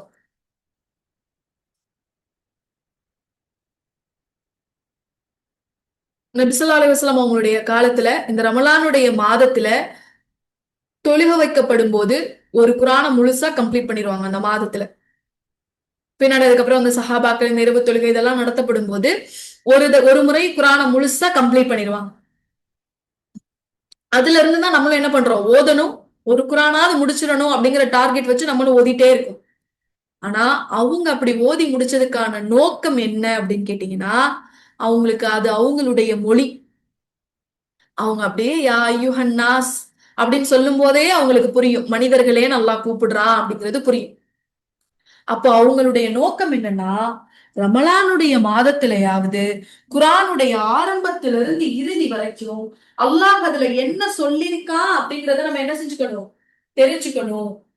இந்த நேர்வழி காட்டி என்னதான் சொல்லுது இந்த குரான், நமக்கு அல்லாஹ் என்னென்னலாம் நேர்வழியா இதுல கொடுத்திருக்கான் அப்படிங்கறத ஒரு முறையாவது தெரிஞ்சுக்கணும். ஆரம்பத்துல இருந்து கடைசி வரைக்கும் ஓதும் போது அவங்களுக்கு அதுக்கான அர்த்தம் புரிஞ்சிடும். இதெல்லாம் சொல்லப்பட்டிருக்கான்.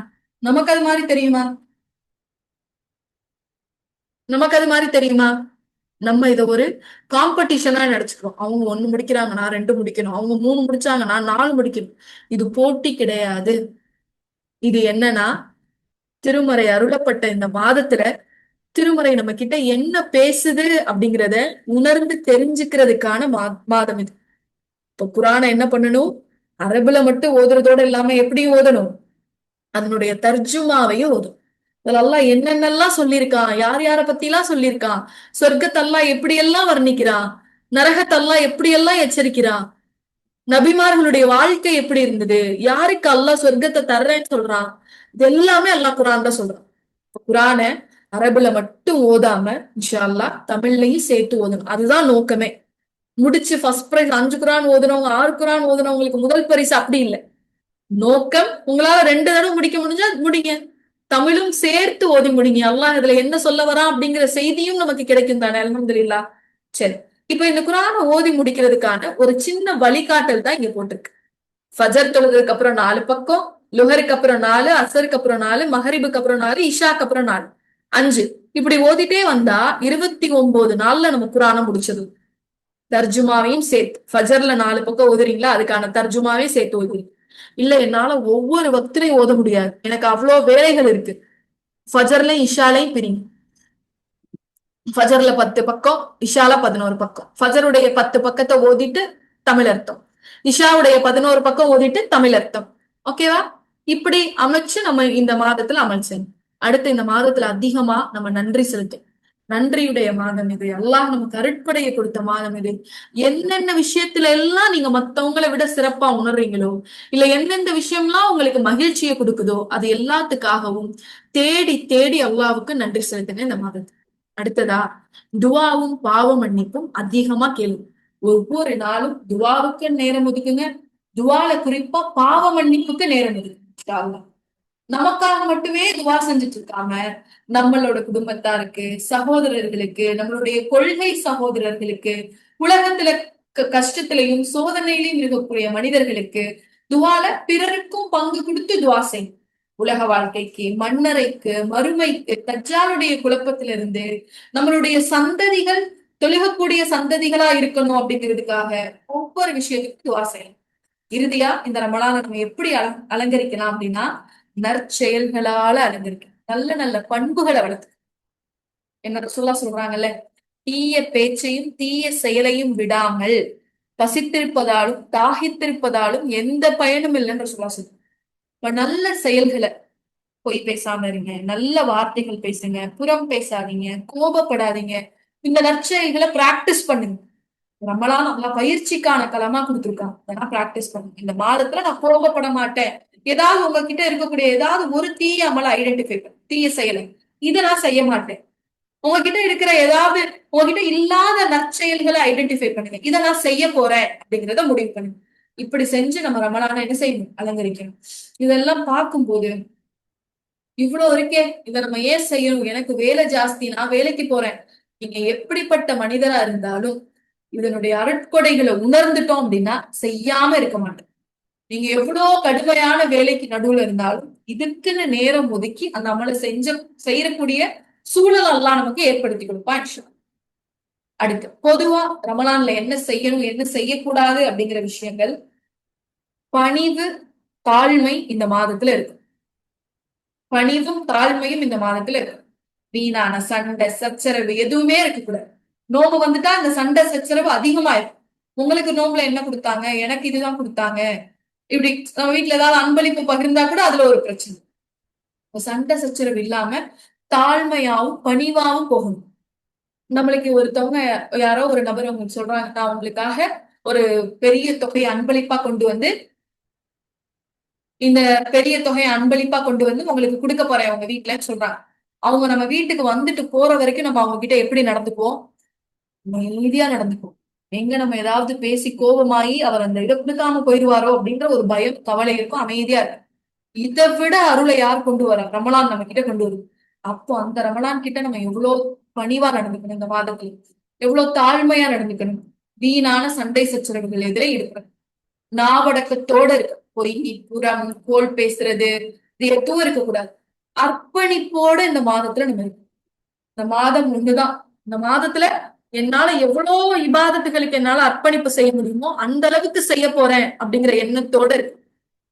பொறுமையா இருக்கு. பொறுமை எதுலனா இபாதத்துல பொறுமை. பொறுமையுடைய முதல் நிலையே இபாதத்துல இருக்கக்கூடிய பொறுமை தான். ஏன்னா நம்ம அமல்கள் செய்யும் போது நமக்கு அவசரம் வந்துடும், சலிப்பு வந்துடும், சோம்பல் வந்துடும். இதெல்லாம் இல்லாம பொறுமையா இந்த இபாதத்தை செய்யணும். அல்லா கிட்ட நம்ம அதிகம் துவாவும் செய்யணும். நிலை குலையாம இருக்கணும்.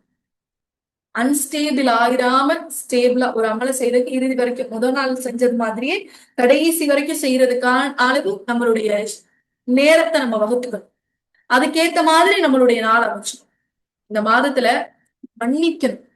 யார்கிட்டயாவது நம்ம ரொம்ப நாள் பேசாம இருந்திருக்கோம், சண்டை போட்டிருக்கோம் அப்படின்னா ரமலானுக்கு போகிறதுக்கு முன்னாடியே போன் பண்ணி அவங்களுக்கு அல்லாவுக்காக சலாம் சொல்லிடும். பழையபடி அவங்க கிட்ட உறவாடணும் அப்படிங்கிறது இல்ல, அல்லாவுக்காக சலாம் சொல்லி அந்த உறவை உயிர்ப்பிச்சுக்கும், புதுப்பிச்சுக்கோம். அல்லாவுக்காக மட்டும் அவங்க ஒருவேளை நம்ம கிட்ட உண்மையா மன்னிப்பு கேட்டு வருந்திருந்தாங்கன்னா அல்லாவுக்காக அவங்கள மன்னிச்சு சலாம் சொல்லி அவங்க கிட்ட நம்ம பேசணும். இதெல்லாம் இந்த மாதம் நம்ம கிட்ட எதிர்பார்த்து அல்லாஹுடைய மன்னிப்பை எதிர்பார்க்கிற மனிதன் தன்னை போன்ற பிறரையும் மன்னிக்கணும்னு நல்லா சொல்றாங்களே. நீங்கள் மன்னிப்பை நீங்க விரும்புறீங்கல்ல, அது மாதிரி யாரெல்லாம் உங்ககிட்ட மன்னிப்பு கேட்கிறாங்களோ அவங்களையும் மன்னிச்சிருங்கன்னு அல்லாஹ் சூரா நூர்ல சொல்றாங்க. அதே போல நம்ம இந்த மன்னிக்கிற குணத்தை இந்த மாதத்துல வச்சுக்கணும். எதுல இருந்து விலகணும்னா தூக்கம். அதிக நேரம் தூங்குறதுல இருந்து என்ன செய்யணும்? விலகி இருக்கணும். தூங்குறதும் ஒரு நோன்பு வச்சுட்டு தூங்குறதும் நன்மைதானன்னு தூங்கிக்கிட்டே இருக்கக்கூடாது. அதிகம் உறங்குறத நிப்பாட்டு. அதே போல வீணாக விழித்திருப்பதுல இருந்து ஒதுங்கும். வீணா விழித்திருக்கிறதுனா எப்போ? 10:30 மணி 11 மணி அப்போ உட்காந்து பயான் கேட்கறது அப்பெல்லாம் முடிச்சிருக்காரு. கடைசி இரவுகள்ல வேணா, கடைசி 10 இரவுகள்ல வேணா இரவுல முடிச்சிருக்கு. அதுக்கு முன்னாடி வரைக்கும் தொழுகிறோம், இரவு உணவு சாப்பிடுறோம், 10 மணிக்குள்ள தூங்க பாரு. 10 மணிக்கு தூங்கிட்டீங்கன்னாதான் இன்ஷா அல்லாஹ் தஹஜ்ஜுதுக்கு எந்திரிக்கும் போது ஒரு புத்துணர்ச்சியோட இருக்கு. நம்ம நின்று தொழுகும் போது ரிலாக்ஸா துவா கேட்க முடியும். நீண்ட நேரம் நம்மளால தொழுக முடியும். அப்படி இல்லைன்னா வச்சுக்கோங்களேன், லேட்டா தூங்கி தூங்கி தஹஜ்ஜுதுக்கு எந்திரிச்சோம்னா முதல் நாள் 6 ரக்காயத் தொழுவோம், அடுத்து 4 தொழுவோம், அப்புறம் கடைசி போக போக 2 தொழுகிறதுக்கு தான் நம்ம உடம்புல எனர்ஜி. அப்ப விரைவா தூங்கி அந்த நாளை நீங்க என்ன செஞ்சுக்கோங்க, வடிவமைச்சுக்கோங்க. லுகரை தவற விடுறதுல இருந்து கொஞ்சம் கவனமா இருக்கும். அதிகமாவே கவனம் இருக்கும். லுகர் நேரத்துல தூங்கிடாம உணவுக்குன்னு அதிக நேரத்தையும் பொருளையும் செலவு செய்யறதுல கவனமா இருக்கும். நல்ல உணவு சாப்பிடலாம், தப்பில்லை. ஆனா இந்த மாதத்தை விட்டா வேற எப்பயுமே சாப்பிட முடியாதுன்ற மாதிரி அதிகமான தேவைக்கு அதிகமான உணவை சாப்பிடுறதையும் தேவைக்கு அதிகமா அதுல நேரத்தை செலவு செய்யறதுலையும் குறைச்சிக்கும். ஏன்னா நம்ம அதிகமா சாப்பிட சாப்பிட நம்ம உடம்புக்கு ஒரு சோர்வு உண்டு. கொஞ்சமாவது வயிறு காலியா இருந்தாலும் மூளை வேலை செய்ய நம்ம சுறுசுறுப்பா இருக்கு. ஃபுல்லா சாப்பிட்டுட்டு போய் நீங்க தராவிகளை நின்றீங்கன்னா 2 ரகாயத்துக்கு மேல கஷ்டமா இருக்கும். தூக்கம் வரும். எப்படி துவா செய்ய முடியும்? எப்படி திக்கர் செய்ய முடியும்? அப்ப உணவுக்குன்னு அதிகமான நேரங்களையும் ரொம்ப பிரம்மாண்டமான உணவுகளையும் செஞ்சு இந்த நோம்புல சாப்பிட்டே ஆகணும்ன்ற கட்டாயம் இல்லை. இப்ப இதுல கொஞ்சம் கொஞ்சம் நம்ம குறைச்சிக்கணும். சஹருடைய நேரம் வெறும் உணவுக்கான நேரம் மட்டும் இல்லை, அதுல துவாவும் இபாதத்தும் இருக்கணும். நம்ம முன்னாடியே சொன்ன மாதிரி வீணான பேச்சுக்களை விட்டு விலகி இருக்கணும். அது போல நம்ம மக்கள் அதிகமா கவனம் செலுத்த வேண்டிய இன்னொரு விஷயம் என்னன்னா, ஆரோக்கியமான உணவுகளை சாப்பிடணும். நோன்ப வச்சுட்டு காலையில இருந்து நம்ம சாப்பிடாம இருக்கும்போது நம்மளுடைய உடம்புல நிறைய மாற்றங்கள் நடக்கும். நம்ம உணவு உட்கொள்ளாம இருக்கிறனால நம்ம உடம்புல இருக்க கேலரிஸ் ஏற்கனவே சேர்ந்திருக்கக்கூடிய கொழுப்புகள் எல்லாமே எனர்ஜியா மாறி வேலை செஞ்சுட்டே இருக்கும். அப்போ அதெல்லாம் உடம்பு அப்படியே நம்மளுடைய பழைய நிலைமைக்கு வரும். கொலஸ்ட்ராலோட அளவு குறையும். நம்ம உடம்புடைய ஒவ்வொரு செல்லும் புத்துணர்வு பெறும். ஆனா இதெல்லாம் அடிச்சு உடைக்கிற மாதிரி ரமலான் சாரி நோம்பு திறந்த உடனே நிறைய எண்ணெயில பொரிச்ச பொருட்களும் அதிகமான இனிப்புகளையும் சாப்பிடக்கூடாது. ஆரோக்கியமான உணவா சாப்பிடுங்க. இவ்ளோ சோ சோர்வு நீங்க நிறைய சுகர் எல்லாம் சாப்பிட்டீங்கன்னா அப்படியே உங்களுக்கு அது டயர்ட்னஸ் கொடுக்கும். இனிப்பு அதிகமா சாப்பிட சாப்பிட அப்ப என்ன ஆகும்? அடுத்து போய் உங்களால அமல் செய்ய முடியாது. தண்ணி குடிக்கிறீங்க, பேரிச்சம்பழம் சாப்பிடுறீங்க, கஞ்சி குடிச்சாலும் அளவா அந்த நேரத்துக்கு பசி எடுங்கிற மாதிரி கஞ்சி குடிங்க. நிறைய 5, 6 வெரைட்டில வடையும் சமோசா இதெல்லாம் வச்சு சாப்பிடாம ஒரு நாளைக்கு ஏதாவது ஒரு வெரைட்டி, அதுவும் 2, இன்னும் கஷ்டம்லாம் இல்ல, செஞ்சிடலாம். அதை வந்து செஞ்சு சாப்பிடுங்க. ஒரு ரோஸ் மில்க், ஒரு ஜூஸ், ஒரு பாயாசம், இவ்வளோ இனிப்புலயே இவ்வளோ வெரைட்டியை கட் பண்ணுங்க. அல்லாஹ் இந்த நோன்பின் மூலமா நம்மளுடைய உடல் மாற்றங்களையும் தான் மறைமுகமா அதுலயும் அல்லாஹ் நமக்கு நன்மையை ஏற்படுத்தி கொடுத்துருக்கான். அந்த நன்மை இல்லாம நோம்பு முடிஞ்சு டைரக்டா ஹாஸ்பிட்டலுக்கு போற மாதிரி கொலஸ்ட்ராலை ஏத்தி, சுகர் லெவலை ஏத்தி, பிரஷர் லெவலை ஏத்தி வைக்காம ஆரோக்கியமான உணவை உண்டு நம்மளால ஆரோக்கியமா செலவழிக்கக்கூடியவங்களா இருக்கணும். இருப்போமா? சரி. இதுக்கான ஒரு சின்ன ரமலானுடைய பயிற்சி கையேடு ஒண்ணு அகாடமில இருந்து நம்ம ரெடி பண்ணிருக்கோம். ஒரு நிமிஷம்.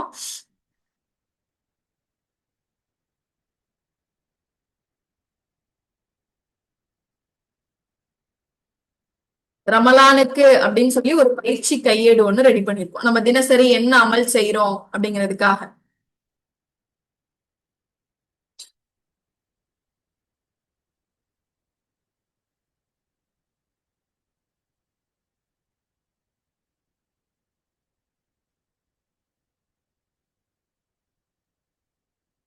ஸ்கிரீன் தெரியுதா?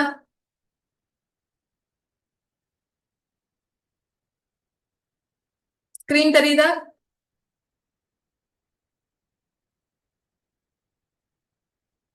ஓகே, அல்ஹம்துலில்லாஹ். இது ரமலானுடைய பயிற்சி கையேடு. இது எல்லாருமே குறிப்பிட்டு எல்லாத்தையும் டிக் பண்ணி நமக்கு பிரைஸ் அவார்டு அதெல்லாம் எதுவுமே இல்லை. நம்மளையே சரி பார்த்துக்க போறோம். இவ்வளவு சிறப்புக்குரிய மாதத்துல நல்லா சொன்ன மாதிரி அமல்கள் செஞ்சேனா, எதெல்லாம் நான் தொடர்ச்சியா செஞ்சேன் அப்படிங்கிறதுக்காக தான் இந்த கையேடு. அது எப்படி இருக்கு ஒவ்வொன்னையும், என்ன இதுல நோக்கம் அப்படிங்கிறத பார்ப்போம். பயிற்சி கையேட்டுடைய நோக்கம் என்ன? இப்ப நம்ம சொன்ன எல்லா விஷயங்களும் இதுல இருக்கு.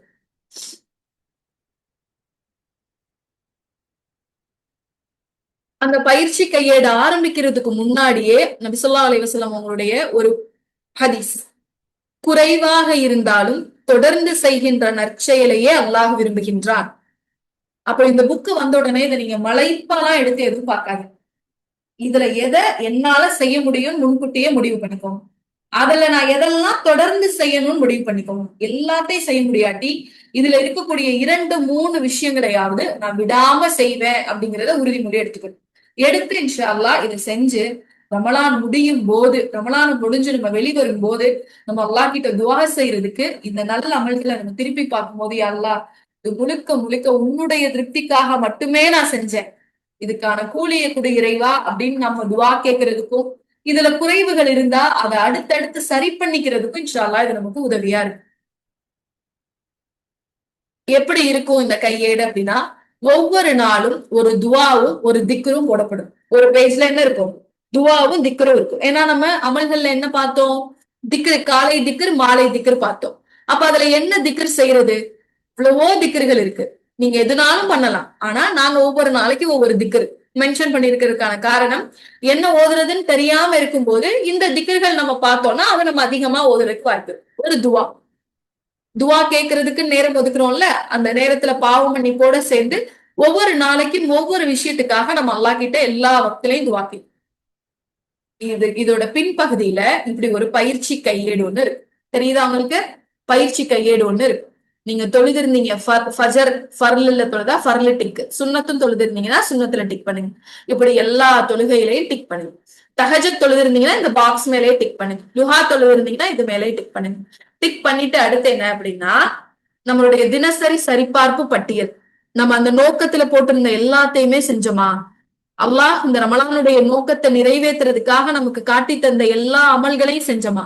காலை திக்ர் பண்ணமா, மாலை திக்ர் பண்ணமா, துவா பண்ணமா, பாவ மன்னிப்பு தேடணுமா, இன்னைக்கு நம்மளால முடிஞ்ச ஒரு தொகையை சதக்காவா எடுத்து வச்சோமா, நற்செயல் பண்ணமா?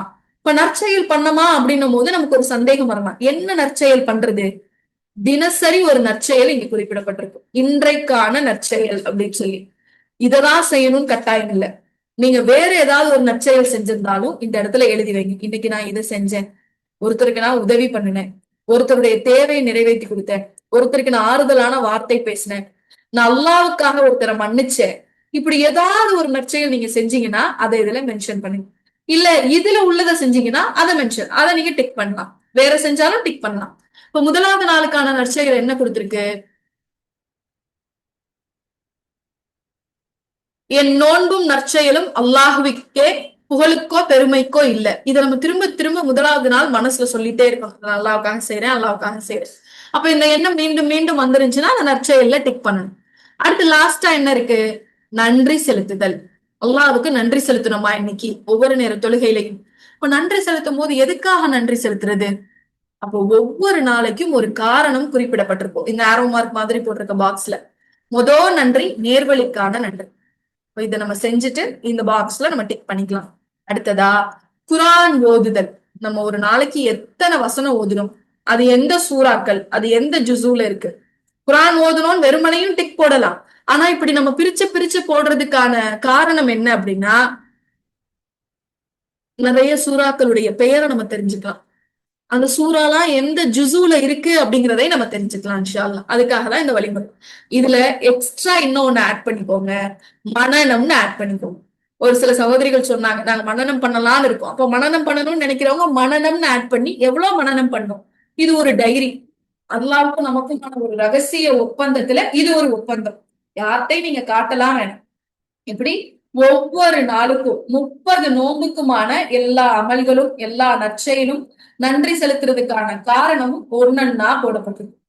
இறுதியா லாஸ்டா இந்த ரமலான் நம்ம கிட்ட என்ன மாற்றம் ஏற்படுத்தி இருக்கு அப்படிங்கிறத ரமலான் முடியும் போது நோட் பண்றதுக்குரிய ஸ்பேஸும் அதுல இருக்கும் இன்ஷா அல்லாஹ். இது யாருக்கு விருப்பம் இருக்கோ, இதெல்லாம் கம்பல்சரி இல்ல, எல்லாருமே வாங்கணும் அப்படிங்கிறது இல்ல. யாருக்கு வாங்கணும், இது பணமும் கிடையாது, ஃப்ரீயா தான் இங்க எடுத்து கொடுக்குறோம். யாருக்கு வேணும் அப்படின்னு விருப்பப்படுறீங்களோ இன்ஷா அல்லாஹ் நீங்க சொன்னீங்க அப்படின்னா, மதுரைக்குள்ள இருந்தீங்கன்னா நீங்க நேர்ல வந்து வாங்கிக்கலாம். மதுரைக்குள்ள இருந்தீங்கன்னா நீங்க நேர்ல வந்து வாங்கிக்கலாம். இல்ல நான் மதுரையில இல்ல தூரமா இருக்கேன் அப்படின்னு சொன்னீங்கன்னா, கொரியருக்கான பணம் மட்டும் நீங்க போட்டு விட்டீங்கன்னா இன்ஷா அல்லாஹ் இந்த புக் உங்களுக்கு வந்துடும். பிரிண்ட் அவுட் எடுத்து சார்ட் பைண்டிங் பண்ண புக் தான். ஓகேவா? அப்ப இது உங்களுக்கு வேணும் அப்படின்னா நீங்க எங்களுக்கு மெசேஜ் பண்ணுங்க. கொரியருக்குரிய பணம் மட்டும் கொடுங்க, புக்குக்கு எந்த இதுவுமே இல்ல. இதை நீங்க வாங்கி நம்ம டெய்லி என்ன பண்றோம் அப்படிங்கறத இன்ஷா அல்லாஹ் என்ன செஞ்சுக்கலாம், நோட் பண்ணி வச்சுக்கலாம். இவ்வளோ முயற்சிகள் செய்யறதுக்கான காரணம், என்னமாவது செஞ்சு ஏதாவது செஞ்சு அல்லாவுக்கு பிடிச்சமான அடியார்களா மாறிட மாட்டோமா? இதுல எதையாவது அல்லாஹ் ஏத்துக்க மாட்டானா? இதை ஏதாவது செஞ்சு அல்லாவுடைய விருப்பத்திற்குரிய மனிதர்களா மாறிட மாட்டோமா? இந்த ரமலான முழுக்க முழுக்க பயன்படுத்தக்கூடிய மனிதர்களா மாறி, இதுக்கு முன்னாடி ரமலான நம்ம எப்படி கடந்து போனோமோ, ஆனா இந்த ரமலான நம்மளுடைய ரமலானா மாத்தணும். இந்த ரமலானை எப்படி மாத்தணும்? நம்மளுடைய ரமலானா மாத்தணும் அப்படிங்கிறது தான் இதனுடைய இலக்கே. நம்மளுடைய ரமலானா மாத்துவோம், நமக்காக ஏதாவது செய்வோமே. அல்லாஹ் போய் நான் சந்திக்கும் போது நமக்காக ஏதாவது செய்வோமே.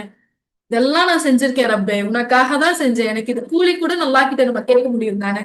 அப்ப அப்படிப்பட்ட ஒரு டைரி இது. நீங்க யாருக்கும் சொல்லணும் இது பண்ணிருக்கேன் அது பண்ணிருக்கேன் எதுவுமே தேவையில்லை. நம்மளோட பர்சனல் குறிப்பு இது. எடுத்து இன்ஷா அல்லாஹ் இதன்படி செயல்பட்டு இந்த ரமலான நமதாக்கக்கூடியவங்களா இருக்கும் இன்ஷா அல்லாஹ். இமாம் இப்னு ஜௌசி சொல்றாங்க, மண்ணறையில் இருக்கக்கூடிய மனிதர்களுக்கு, மண்ணறையில் இருக்கக்கூடிய மனிதர்களுக்கு அல்லாஹ் ஒரு வாய்ப்பு கொடுத்தா, அல்லாஹ் ஒரு வாய்ப்பு கொடுத்தா, எப்படிப்பட்ட வாய்ப்பு? உங்களுக்கு ஏதாவது ஒரு ஆசை இருந்தா கேளுங்க அப்படின்னு ஒரு வாய்ப்பு கொடுத்தா அவங்க என்ன கேட்பாங்களாம்? ரமலான்ல இருந்து ஒரு நாளை கேட்பாங்க. எங்களை ரமலான்ல ஒரு நாள் உயிரோடு உள்ள மனிதர்களா ஆக்கிறைவான்னு கேட்பாங்க. இது ரமலானுடைய முக்கியத்துவத்திற்காக இந்த இமாம் சொல்லக்கூடிய ஒரு ஒரு ஒப்பனை. அந்த அளவுக்கு இந்த மாதத்தை புரிஞ்சிருந்திருக்காங்க. ஒரு மன்னரில் இருக்கக்கூடிய மனிதர் ஒரு நாள் என்ன ரமலான்ல உயிரோட வையல்லா, என் பாவத்துக்கெல்லாம் நான் மன்னிப்பு கேட்டுருவேன் அப்படின்னு சொல்லி ஏங்கியிருக்காங்க. நீங்களும் நானும் இன்னும் உயிரோட தானே இந்த உலகத்துல வாழ்ந்துட்டு. அல்லாஹ் நம்மள உயிரோட எத்தனை ரமலானை தாண்டி வர வச்சிருக்கான். இந்த ரமலான்களில் எல்லாம் நம்ம முழுமையா பயன்படுத்தினோமா இல்ல அதுல வீணாக்கி இருக்கோமா? ஏதோ ஒரு ரெண்டு அமலை செஞ்சுட்டு அதுலயே நம்ம திருப்தி கொண்டுறோமே. நான் நல்லா பண்ணிட்டேன், நான் நல்லா தொழுதுட்டேன். முழுசா பயன்படுத்தினாதானே இந்த முழு கூலியையும் நம்மளால அடைய முடியும். அப்போ இன்ஷா அல்லாஹ் இந்த ரமலான்ல உயிருள்ள மனிதர்களா இருந்து அல்லாவுக்கு விருப்பமான அமல்கள் நிறைய செஞ்சு இந்த ரமலானை நமதாக்கக்கூடிய மனிதர்களாக அல்லாஹ் உங்களையும் என்னையும் ஆக்கி அருளணும். கேட்டதின்படி செயல்படக்கூடிய மக்களாகவும் அல்லாஹ் உங்களையும் என்னையும் ஆக்கி அருளணும் அப்படிங்கிற துவாவோட இந்த வகுப்பை நிறைவு செய்யறதுக்கு முன்னாடி இன்ஷா அல்லாஹ் இந்த ரமலான் மாதத்துல வேற என்னென்ன வகுப்புகள் எல்லாம் நம்மளுடைய அகாடமி சார்பா நடத்துறோம் அப்படிங்கிறதுக்கான ஒரு சின்ன அறிவிப்பு தான் இது. ரமலானுடைய மாதத்துல தினசரி குரான் ஓதக்கூடிய வகுப்பு இருக்கு. டெய்லி ஓதுவாங்க இன்ஷா அல்லாஹ். எப்படி ஓதுவாங்க? ஜூம் வழியா ஓதுவாங்க. நீங்க அவங்க சொல்றத அப்படியே ரிப்பீட் பண்ணிட்டே இருந்தீங்கன்னா 20 நாள்ல இன்ஷா அல்லாஹ் குரான் முடிச்சிடலாம். ஒரு நாளைக்கு ஒன்னுல இருந்து 1.5 ஜுசு வரைக்கும் ஓதுவாங்க. இன்ஷா அல்லாஹ் 22 நாளுக்குள்ள குரான் முடிச்சிடலாம் இன்ஷா அல்லாஹ். இது வேணும்னா இந்த வகுப்புல நீங்க ஜாயின் பண்ணலாம். அடுத்தது இரவு பயான். அது கொஞ்சம் ஸ்பெல்லிங் மிஸ்டேக் ஆயிடுச்சு. இரவு பயான் இருக்கும் 9:30 இருந்து 10:30 வரைக்கும். தொடர்ந்து ஒரு தலைப்புல இருக்கும். ஒரு 10 நாள் ஒரு தலைப்பு, அடுத்த 10 நாள் ஒரு தலைப்பு, கடைசி 10 ஒரு தலைப்பு. இந்த பயானெல்லாம் நீங்க அழகா சாப்பிட்டுட்டு வீட்டுல உறங்க போற நேரத்துக்கு முன்னாடி கேட்டுட்டு அப்படியே நீங்க உறங்கலாம். அது நம்மளுக்கு ஒரு நினைவூட்டலா இருக்கு. அடுத்ததா என்ன இருக்குன்னா, இந்த வருஷம் இன்ஷா அல்லாஹ் ரமலானுக்கு ஒரு புதுசா ஒரு முயற்சி அல்லாஹ் இதை முழுமையாக்கி பயனுள்ளதா ஆக்கி தரணும். என்ன முயற்சி அப்படின்னா, குரான்ல இருந்து வினாடி வினா 3 நாளைக்கு ஒருக்க ஒரு 15 கேள்விகள் கேட்போம். அது எதுல இருந்து கேட்போம்னா முன்னாடியே சொல்லிடுவோம். இன்னைக்கு சூரா ரஹ்மானுடைய தர்ஜுமால இருந்து கேள்வி கேட்கப்படும். நீங்க குரானை திறந்து வச்சே ஆன்சர் எழுதிக்கலாம். ஆன்சர் எழுதி எங்களுக்கு நீங்க அதை வாட்ஸ்அப் பண்ணணும். அப்போ பார்த்து பார்த்து நம்ம அதுக்கு ஆன்சர் எழுதும் போது இன்ஷா அல்லாஹ் ஒரு 10 சூறாக்களை தேர்வு பண்ணி வச்சிருக்கோம். இந்த 10 சூறாவுடைய தர்ஜுமாவை தெரிஞ்சுக்கக்கூடிய மனிதர்களா அல்லாஹ் நம்மளா இருக்கும். பிரைஸ் நோக்கம் இல்ல, ஆனா இதுல பிரைஸும் இருக்கு. எல்லாமே சரியா சொல்லக்கூடிய முதல் 5 மதிப்பெண் வாங்கின சகோதரிகளுக்கு எங்களால் முடிஞ்சு ஒரு சின்ன ஏதோ ஒரு பரிசு இன்ஷால்லா கொடுக்கணும்னு முடிவு பண்ணிருக்கோம். அப்ப குரான்ல இருந்து வினாடி வினாடி. அதுக்கப்புறமா தினம் ஒரு நினைவூட்டல் வரும். குட்டி குட்டியா சின்னதா அல்லாவுக்கு விருப்பமான மனிதன் யார், அல்லாவுக்கு பிடிக்காத மனிதன் யார், அல்லாவுக்கு கோபம் ஏற்படுத்தக்கூடிய செயல் எது, அல்லாவுக்கு திருப்தியை கொடுக்கக்கூடிய செயல் எது அப்படிங்கிற மாதிரி ஒரு சின்ன சின்ன நினைவூட்டல் வரும். இது எல்லாத்துக்குமே ரமலானை உயர்வோம் அப்படின்னு ஒரு வாட்ஸ்அப் குரூப் வந்து நம்ம கிரியேட் பண்ணிருக்கோம். அந்த குரூப்ல தான் இது எல்லாத்துக்கான மெசேஜும் வரும். ஏன்னா அகாடமியுடைய சார்பா அல்ஹிரா இஸ்லாமிய கல்வி குழுமம்னு ஒரு குரூப் இருக்கு, ஈமானி அமர்வுன்னு ஒரு குரூப் இருக்கு, அதுக்கப்புறம் ரமலானில் உயர்வோம்னு ஒரு குரூப் இருக்கு. இன்ஷா அல்லாஹ் ஆரம்பம் ஒரு 2-3 நாளைக்கு எல்லாத்துலயும் மெசேஜ் வரும். அதுக்கப்புறம் வெறுமனே இந்த ரமலானில் உயர்வோம் அப்படிங்கிற குரூப்ல மட்டும்தான் குரான் ஓதுறதுக்குரிய லிங்க் வரும், இரவு பயானுக்குரிய லிங்க் வரும், குரான் வினாடி வினா முக்கியமா ரமலானில் உயர்வோம் இருக்கு அந்த குரூப்ல இருக்க சகோதரிகளுக்கு மட்டும்தான் அனுப்பப்படும். தினம் ஒரு நினைவூட்டல் பகிரப்படும் இன்ஷா அல்லாஹ். இதுல யார் இணையணும், இந்த குரூப்ல யாரு இணைஞ்சுக்கணும்னு நினைக்கிறீங்களோ அவங்க இன்ஷா அல்லாஹ் இந்த நம்பருக்கு மெசேஜ் பண்ணுங்க. அப்படி இல்லைன்னா ஒரு 2 மினிட்ஸ் வெயிட் பண்ணுங்க. உங்களுக்கு சாட்ல நான் குரூப் உடைய லிங்க் போடுறேன். நீங்க அதுல இருந்து அந்த லிங்கை காப்பி பண்ணி இன்ஷா அல்லாஹ் நீங்க ஜாயின் பண்ணிக்கலாம். ஓகே, அல்ஹம்துலில்லாஹ் குரூப்ல ஜாயின் பண்ணிக்கோங்க. யார் யாருக்கெல்லாம் புக் வேணுமோ இந்த நம்பருக்கு நீங்க உங்களோட எனக்கு புக் வேணும் அப்படிங்கிறதுக்கு உங்களோட பேரு உங்களோட அட்ரஸ் சொன்னீங்கன்னா உங்களுக்கு அதுல புக் இன்ஷால்லா போட்டுடுவோம். நம்ம ஒவ்வொருத்தரும் இதுல சொல்லப்பட்ட விஷயங்கள் மாதிரி நம்ம வாழ்க்கையை அமைச்சுக்கணும் அப்படிங்கிற எண்ணம் இருந்தது. அல்லாஹ் அந்த எண்ணத்துக்கான கூலி அல்லாஹ் எல்லாருக்கும் முழுமையாக்கி கொடுக்கணும். கேட்டதின்படி செயல்படக்கூடிய மக்களாக அல்லாஹ் உங்களையும் என்னையும் ஆக்கி வரணும் அப்படிங்கிற துவாவுடையும் வருகிற ரமலானுடைய மாதத்தை ஆரோக்கியத்தோடும் முழுமையாக பயன்படுத்தக்கூடிய மக்களாகவும் அல்லாஹ் உங்களை என்னையும் ஆக்கி வரணும் அப்படிங்கிற பிரார்த்தனையோடையும் இந்த நினைவூட்டலை நிறைவு செய்கிறேன். இன்ஷா அல்லாஹ் மீண்டும் ரமலான்ல அல்லாஹுடைய அருளை பெற்ற அடியார்களாக வேறொரு நினைவூட்டல் ஒன்றிணைவோம். வாஹிர தவானா அல்ஹம்துலில்லாஹி ரப்பில் ஆலமீன். அஸ்ஸலாமு அலைக்கும் வரஹ்மத்துல்லாஹி வபரகாத்துஹு.